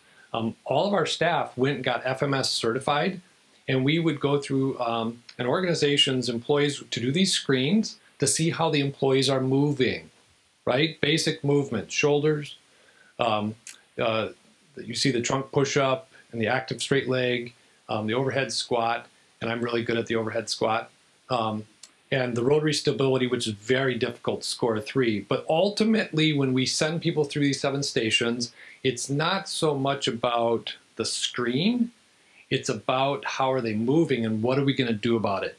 So what we did with an organization to get this kind of ball rolling is we did the screen, we found out where they were having trouble. Okay, we found out some of the screens that they were failing at. And in one of our groups, it was shoulders. One of our groups, it was low back and that sort of thing. So we designed, instead of just a sort of a random stretching procedure or program in the morning, we designed customized stretches for the employees. We brought in an FMS certified instructor to lead them through some of these active warm-up sessions, active drills to help them get better with shoulder mobility and such. So then we screened them again several weeks later. And so what you're seeing here is the before and after. The orange bars are the initial screening. So see the scores, and the scores are going up to 16 because nobody scored past that. But on a scale of 21, you can see where people scored fairly low on the first regime. And I'm going to draw some arrows. It's kind of hard to see.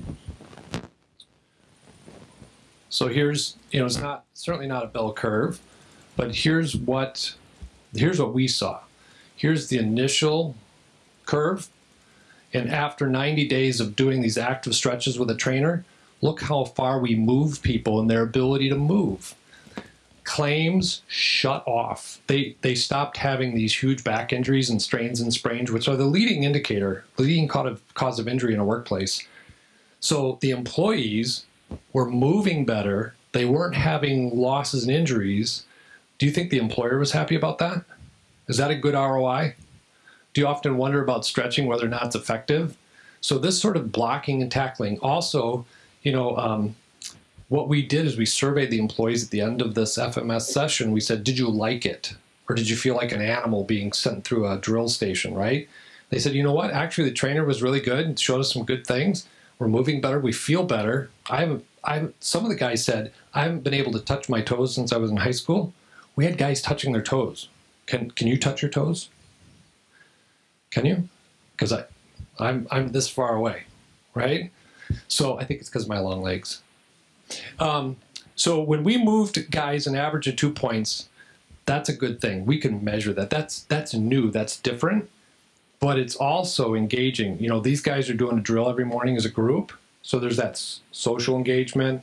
There's the competitive nature of how you doing sort of thing. And we ultimately, we help the organization. Do you suppose they felt better at home too?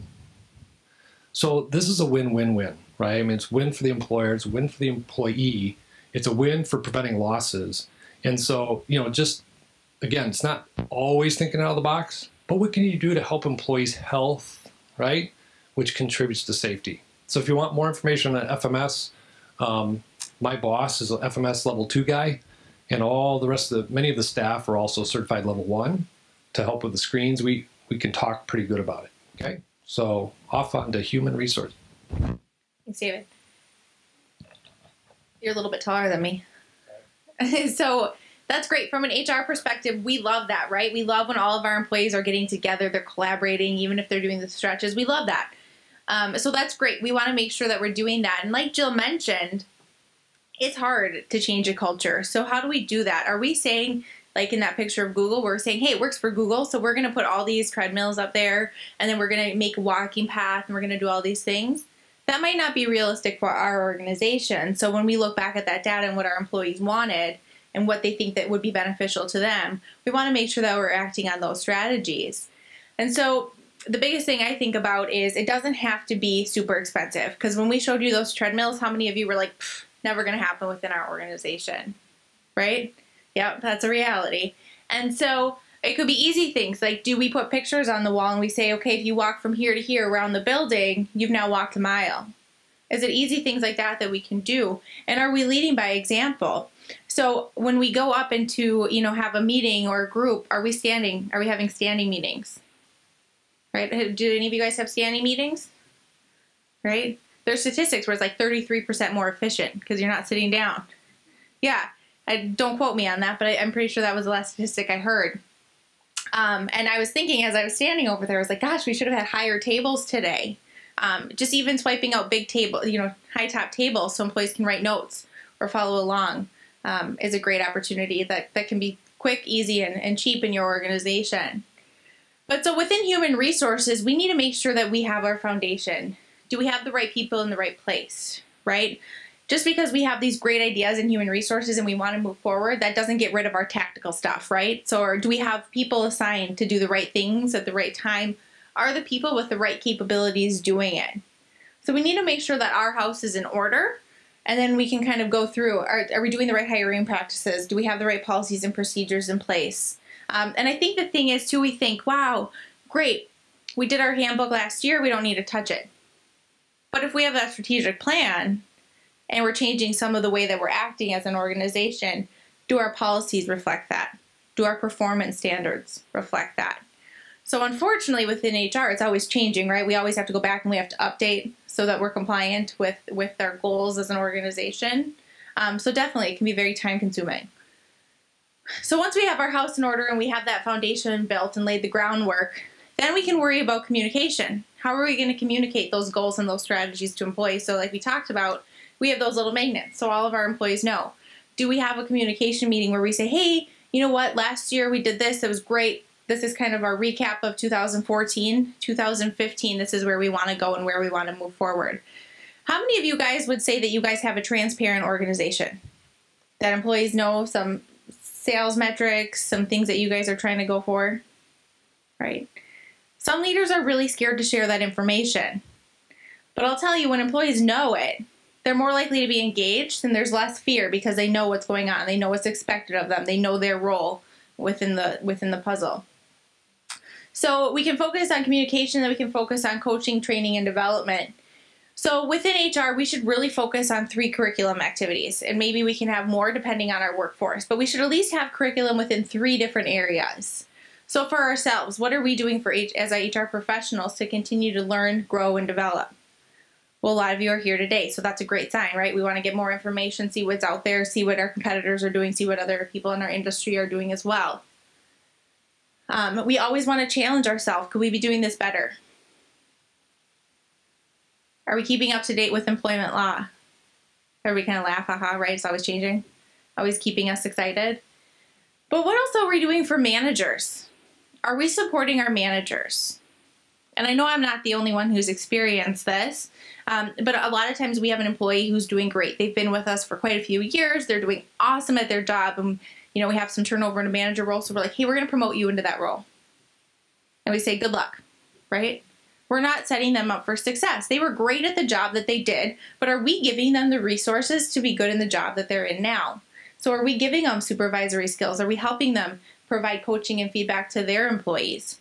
Are we as HR professionals and leaders setting our managers up for success? Right? Our managers and our employees are our customers within HR. Are we telling them how to be effective communicators? Are we telling them what the expectations are within the organization and what their roles and responsibilities are? And are we telling them how to manage different people within the workforce? right? Generations, that's a big topic for us. We have a lot of different generations within the workforce right now, so we're learning how to work with them all. So in HR, we do training for a lot of reasons, right? Even within different departments, a lot of reasons that we do education are for compliance. So if a new law changes, we might need to go back and change the policy, re-educate employees on why we've changed that policy. Same like within safety, with the new OSHA regulation, right? We're going to have to educate our managers that we now have to report that. Training. If we identify that our employees aren't meeting a skill set, are we giving them the training so that they're being successful in that role? Are we developing them to be future leaders? Are we working on our succession planning so that we don't have a gap and we can decrease that time to fill when we have people retire or leave the organization? And are we getting people on deck? How many of you guys within your organization actually have career development conversations? Right? That's big, and it's especially to the millennial workforce. They want to know that. They want to know, where are we going to go? What's my opportunity within this employer? Because if they don't know, they're going to leave because they're going to think some other employer has it. So fostering those open conversations and kind of going back to when we talk about the managers, are we helping guide them and coach them through those opportunities so they know how to have those conversations? And then coaching. Are we coaching those high-risk employees? Are we working with employees who we know might be really disengaged and are looking at leaving? Some of them, right, we might want to just part our ways and say, okay, thanks. But are we really at risk of losing some of our really good A players? New leaders. Are we coaching and guiding them? Management. And then when we look at safety-based, we work with a lot of employees, and I mentioned this before, but they say, gosh, my manager doesn't really tell me if I'm doing a good job or not. It's my peers. So if we have a floor setting where we're watching people on the line, or we heard about them doing something, are we going up to them and saying, hey, you did a really great job. Thanks for that. Or here, maybe next time I would do X, Y, Z. So we can do a lot of that in HR and teach our managers, but David also does a lot of that within safety, where, hey, if he goes out to the work site, are you wearing your safety goggles? Are you using the machine guards? So I'll kind of let David take it away with that. Right there, those behavior-based observations for safety. One of the catchphrases I've learned to use, and again, kind of humbled by this process because, if you know me, I'm kind of, sometimes I get a little ornery about like stuff that I see is not right. I sometimes see things sort of black and white, sometimes like, why is that like that? And sometimes I forget about the employee in the process who's a part of that risk. And I forget about care and concern for them because they probably didn't create it. They're probably working in it. And so here's what I've learned to do to get better. When I'm doing my walkthroughs, I'll stop by various employees, not all, and I'll just say, hey, I'm doing my safety walkthrough today. Do you have any safety concerns? And, the first couple of times people are like shocked because like the inspector guy just asked me a question, right? So, but now, as I do walkthroughs, because some companies have me do monthly walkthroughs, like I was up in Duluth on Tuesday, and as I walk through the jobs, guys are used to it now. So now you'll see guys come out of the shadows and be like, hey, safety dude, follow me. So, and they'll be like, deal. So now they're taking me to risk or hazards. And do you suppose that's a culture shift? So I'm not just inspecting, I'm saying, hey, how are you doing, right? And then I'll walk up to other guys and I'll be like, you're rocking out the safety gear, thank you. Thanks for being tied off on the lift. So I'm quick to give a compliment or ask a question, concerning them. But do you suppose I still get fired up when I see bad stuff?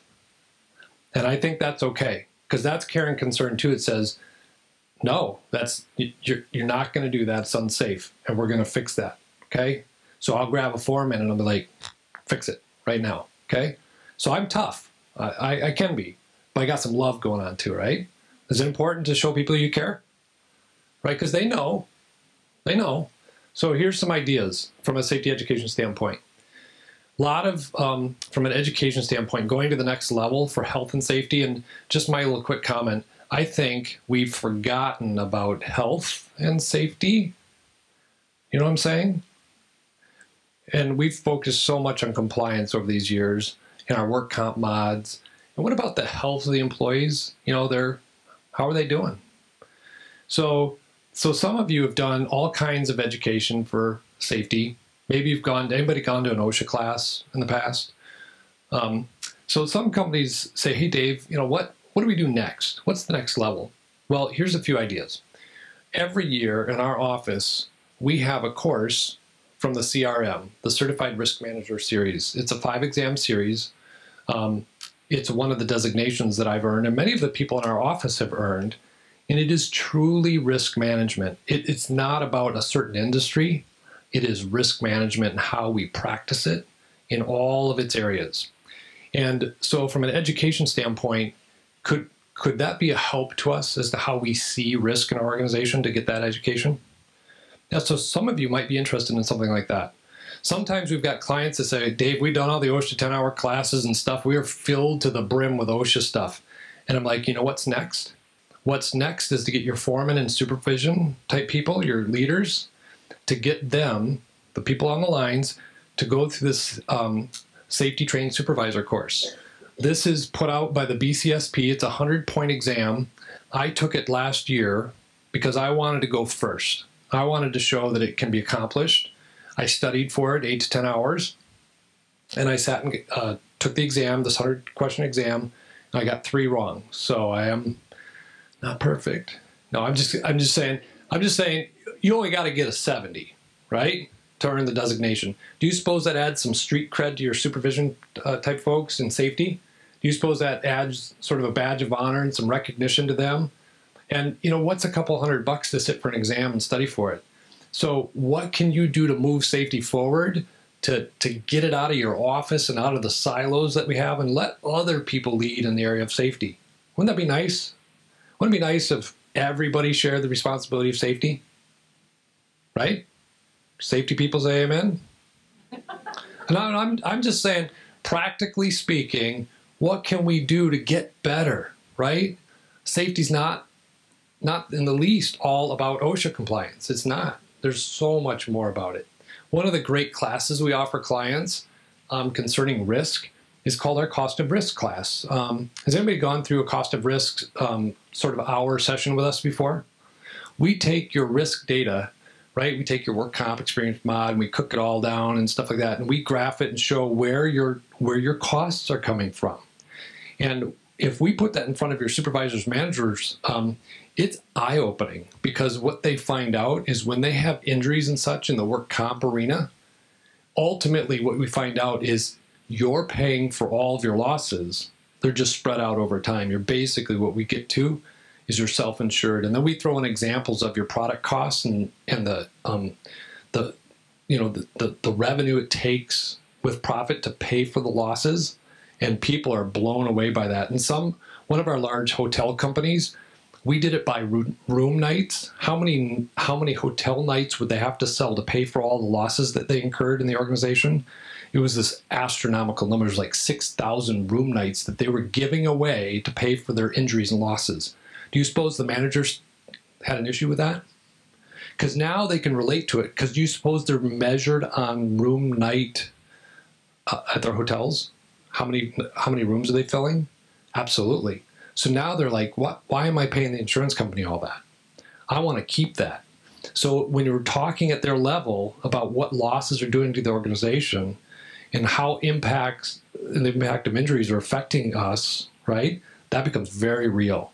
So we use a product called ModMaster and some other just good informational slides.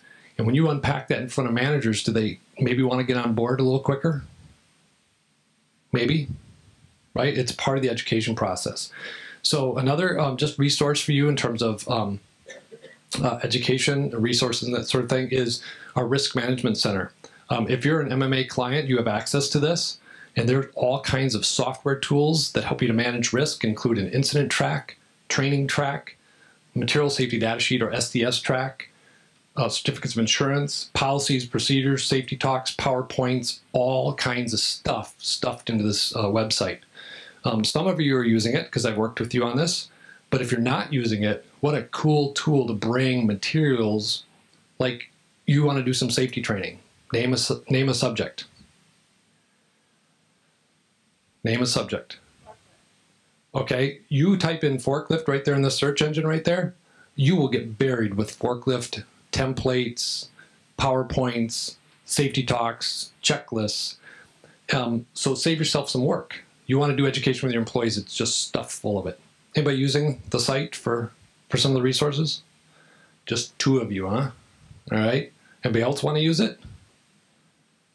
Yeah. So let's make sure you get access to that if you're an MMA client. So we're going to move on to communication education.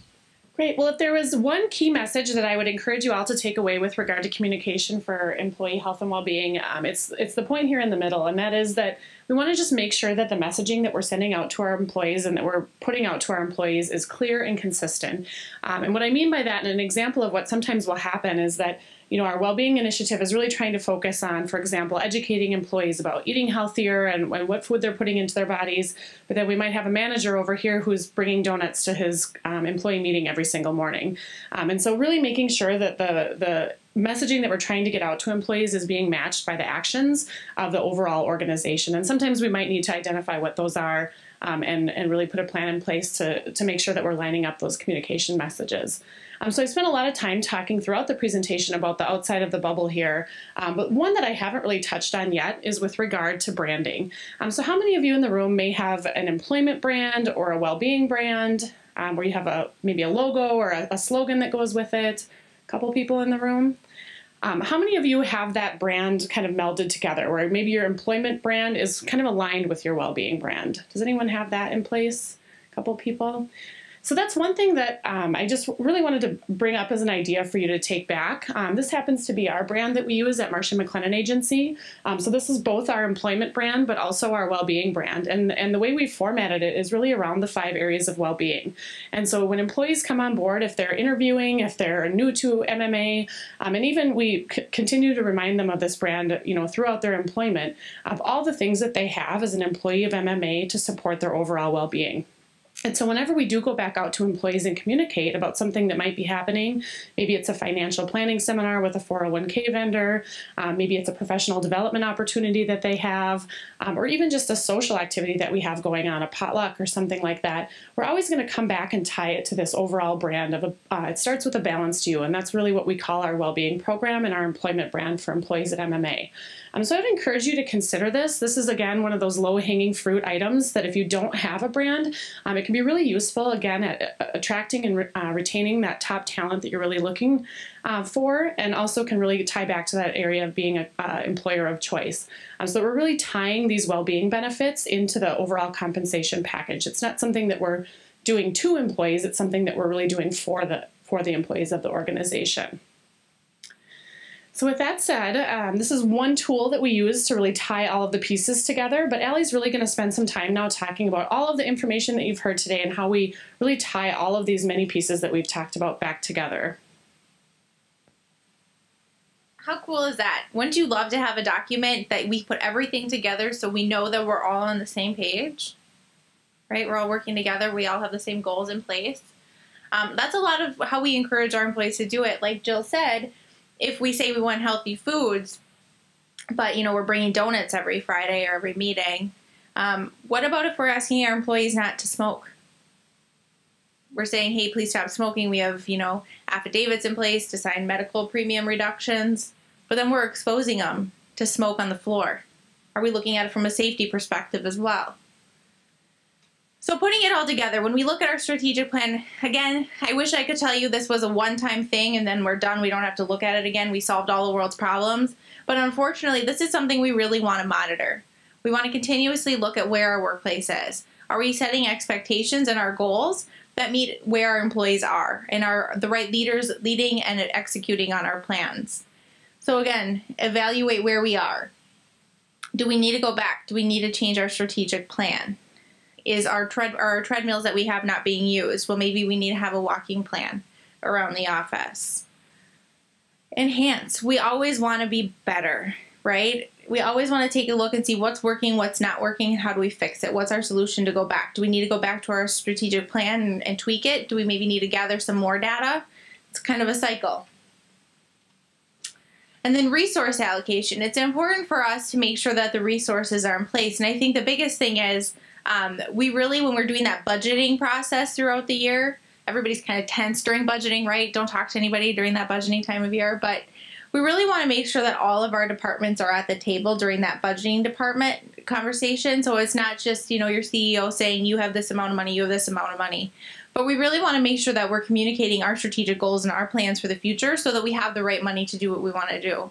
So maybe we've identified that communication is a really big problem within our organization, and we've identified that if we had an intranet, that would really solve a lot of problems. Well, we forgot to tell our CEO, so he didn't put any money in the budget, so there goes our plan, and we're going to have to go back and reevaluate. So we really want to make sure that the financial piece is in place. Same with Jill, how she said if the committee doesn't have anything to work with, they might not be set up for success. And it doesn't have to be a lot, especially for the committees, but you give them enough money so maybe they bring in a healthy breakfast one day. And then that goes into the social things and teamwork that we like to see in HR. Systems. Are we putting money into the right systems? Are we having the best of the best, or are we having a system that meets our needs? And then leadership support. I think that the most important thing for driving that culture change is to see it from leaders. They need to do it, because if they don't do it, our employees don't see the value in it. So we need to be communicating those messages consistently and at all levels of leadership. So, yep. We need to make sure that all levels of leadership see that vision and that mission, and that they're part of that strategic plan. And why not seek their opinions and their directions on where they think we should move? They're more likely to buy in it if they had an opinion in it, right? So we want to make sure that we're giving everybody the tools to be successful by saying, this is expected of you. As a manager, we expect you to lead standing meetings. As a manager, we expect that you follow these policies and procedures. And motivate. Get excited about it. Have your champions who get really excited about it, right? You all can probably think about someone within your organization that gets really passionate about something, whether it's safety, HR activities, or even, health and well-being. Some of you were like, HR, get excited. I do, but I might be an outlier. And then offer support and guidance so that your leadership team really knows what's expected of them. And if they don't know how to implement those plans, that you're really being their guidance so that you can give them ideas and feedback. Well, hey, we want to get people to move more. Well, can you do a walking meeting? Is that an opportunity for you? Can you take employees to a healthy salad bar for lunch instead of going to the burger place down the street? So I'm going to leave it back over to David to kind of tie us all out and where we started with those 5 areas of risk prevention.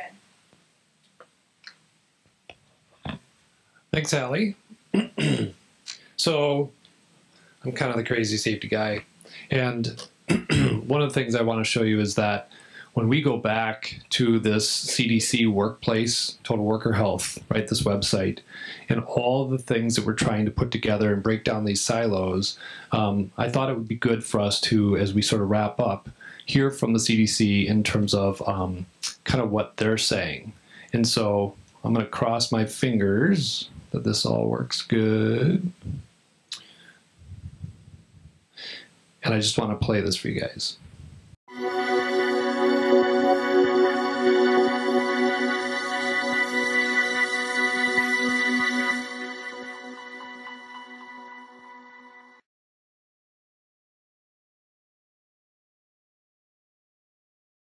Imagine the power of having torn down the walls that separate the traditional silos between health protection and fitness programs and wellness programs and nutrition and HR and benefits programs.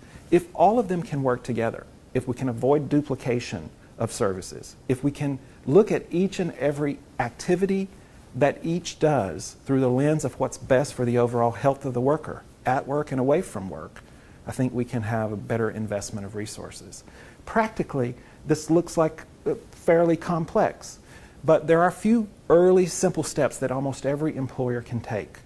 For instance, having your safety committee and your health promotion committee meet together on a regular basis. Having the leadership of both talk about their plans for the year and coordinate them to the extent possible. Taking every safety meeting or health promotion meeting and dedicating a portion of that experience to the opposite side. So imagine an all-hands meeting that's held on a regular basis that talks about safety issues. tack on some health promotion information at the same time, and vice versa. If you have typically educational materials around health promotion, fold in ways to keep people healthy at work. And then the last thing I would say is organizational change is powerful in achieving both the health protection and health promotion aims. So think big picture. Talk about the policies that your organization needs. Talk about ways that you can change the physical environment, the culture of the workplace, the built environment. These are all powerful ways to integrate health protection and health promotion. So I found it really interesting that a couple of years ago, the CDC, Centers for Disease Control, these are the folks that track Ebola and stuff like this, right? They combined with NIOSH. Their websites are singular now. So the CDC and NIOSH, do you know who NIOSH is? Safety folks? Yeah, National Institute for Occupational Safety and Health. So the CDC and NIOSH have gotten together some couple of years ago, right? Now they've put out this total worker health. Do you suppose they had a plan in doing that? Did they see that down the road saying, hey, why are we in our silos? The CDC and the NIOSH. Why shouldn't we be working together? And didn't he just articulate what we've been talking about for 2.5 hours? Pretty closely. You know, maybe he's not unpacking with all kinds of ideas and how we do strategic planning and such. But again, this website is full of simple ideas and solutions and strategies that you can look at when you go back. CDC Total Worker Health. And so as we wrap up today, as we're talking to you about how we go through this process, you've probably heard me say the word program a number of times today, just out of bad habits, right? Are we trying to have you guys implement a new program? This should be a culture shift and a blending and integration of all your different management team personnel from HR management, health management, and safety. It should be a natural process. It shouldn't look like something being done to your employees, right? Should be done with them. And so one of the things that we want to give you a visual for is that we've referred to the CDC's documents. That's all great. That's all good. But ultimately, what we're doing is we're trying to take the well-being initiatives, right? Those 5 areas of well-being: career, financial, community, physical, mental, and social, and put some wheels on that, right? Put some action to that in very practical ways. Now, you think about, now this is focused well-being on the employees. So did Allie talk a lot about their career, succession planning, education, promotion, training up new managers? We spent a lot of time talking about that. So do people want to have a career? Do they want to have opportunities? Does that help engagement? So that's what we're talking about. Do we spend a lot of time in our well-being area, health management, of just focusing in on the physical? Doing the HRAs and this. So those are good things, as Jill mentioned, right? We want to do those, but that's just one aspect of the employee's well-being, is their personal physical health, right? It's not everything going on in their life. Do you suppose anybody up here has been under financial stress in the workplace? I've gone to a number of employers where employees are worried about losing their job for layoffs. They've seen other people get laid off, and they're like, I don't know, I'm not getting enough hours. We've already had all this, and they're under tremendous financial stress. Now, have you heard the buzz of, the sort of the middle class, right? Kind of not doing so well. And I think we're on a good road to recovery. I think, a lot of employers are up and running pretty good. But do you suppose that financial stress comes to work? Paying the bills, paying the mortgage. I can tell you that financial stress is definitely a part of my home life, and the stress that is a part of my world. Just saying, hey, how are we doing, right? Do we have enough? And are we taking care of the things we need to take care of financially? And then over here on the social, is our workplace a place that people want to come to? They have friends at work, friends away from work. Do we encourage that social engagement? Or is it kind of just wow, that place is, I want to work there, right? So that's that employer of choice sort of thing. Do people like their work environment? Do they like their manager? Do they like their employer? there's a lot to say about that, about the employees, right? And a lot of this comes from the employee's perspective. Now look at you as the employer, right? How do we implement these sort of well-being areas around the tactical ideas of what the CDC is promoting? Well, does safety have a lot to say about how the employees are doing in the workplace? Their physical safety? Is that right? Yep. What about health management? Has a lot to say about not just physical, but health management touches a lot of these areas. And I failed to mention community, but for an employer, do you suppose that if we've got a big claim, somebody dies in our workplace, is that good for public relations? So there's the employee sense of community, but there's the employer's responsibility and duty to the community, right? Should an employer act in good faith to keep their employees safe? Yeah, so it's not a big stretch to say, hey, look, what's good for the employer in these different categories of safety and health management and claims management is good for the employee, right? And I think if we turn our eye towards, what can we do to improve, our employees' well-being stance in all these areas, we're going to be successful as companies or organizations. Lots of statistics about engaged employees, companies being more profitable, more productive, right? So these are all good things. So one of the things that I think would be good to do, just to wrap up some thoughts, is to just ask you really quickly, is anybody finding some success in this area of total worker health? Are you trying to implement? Can you tell us a story of anything that's working well? Even just little wins. Can you share a few things with us? Oh, I'm sorry. Yes, please.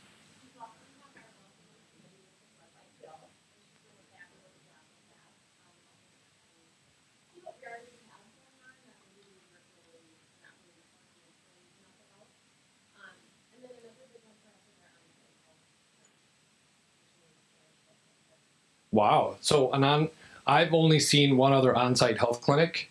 You don't happen to be from Wilson Tool. Anybody ever heard of Wilson Tool up in the sort of White Bear Lake area? They have an on-site clinic, and their employees can go talk to a physical therapist. They've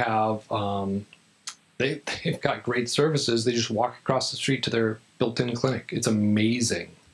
And they've also taken on their own health insurance to be self-insured. So talk about total engagement. I mean, they're investing a huge amount for their employees' health and safety by putting that there. Huge success for them. And they would tell you their costs have gone down.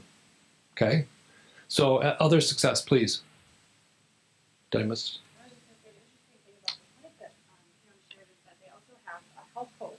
And also their employee assistance program integrated through that same clinic. And so an employee can go there for one-stop shopping if they want to talk to a health coach, if they want to see a practitioner, or if they want to talk about issues that they're having at work through the employee assistance program. So they're really, truly integrating all of those services just through that one clinic. Yep, that's great. Any other success stories or just little wins that you could share? It doesn't have to be health management. It could be safety. Could be something cool you're doing in HR right now. We have another employer that brings in an occupational therapist that goes around and looks at ergonomics and talks to employees that have little aches and pains and says, hey, here's a different way to do that. Here's a stretch that'll help you. Here's a tool change that might help you. And I'm telling you, if I walked you through this workplace, it's amazing, the engagement by those employees. It's really neat to see. And a lot of that starts with the employer that started it, said, hey, we want you to be safe. We're going to bring an occupational therapist through to help you out once in a while. That's pretty cool. So there's a lot to do. Some strategic planning when you get back, right? Data input, sources. Maybe you need your health insurance data. Maybe that would be a helpful data source. And make those plans and begin to implement, right? Not a program, but what little changes can you make toward improving health and safety in the workplace? Any other final comments? Stories? Jill's buying lunch. Anybody want to go lunch? Well, look, thank you everyone for joining us today. And we're going to have some follow-up information coming online, email, right? Some resources for you guys to have as well. So thanks for attending. Have a great day.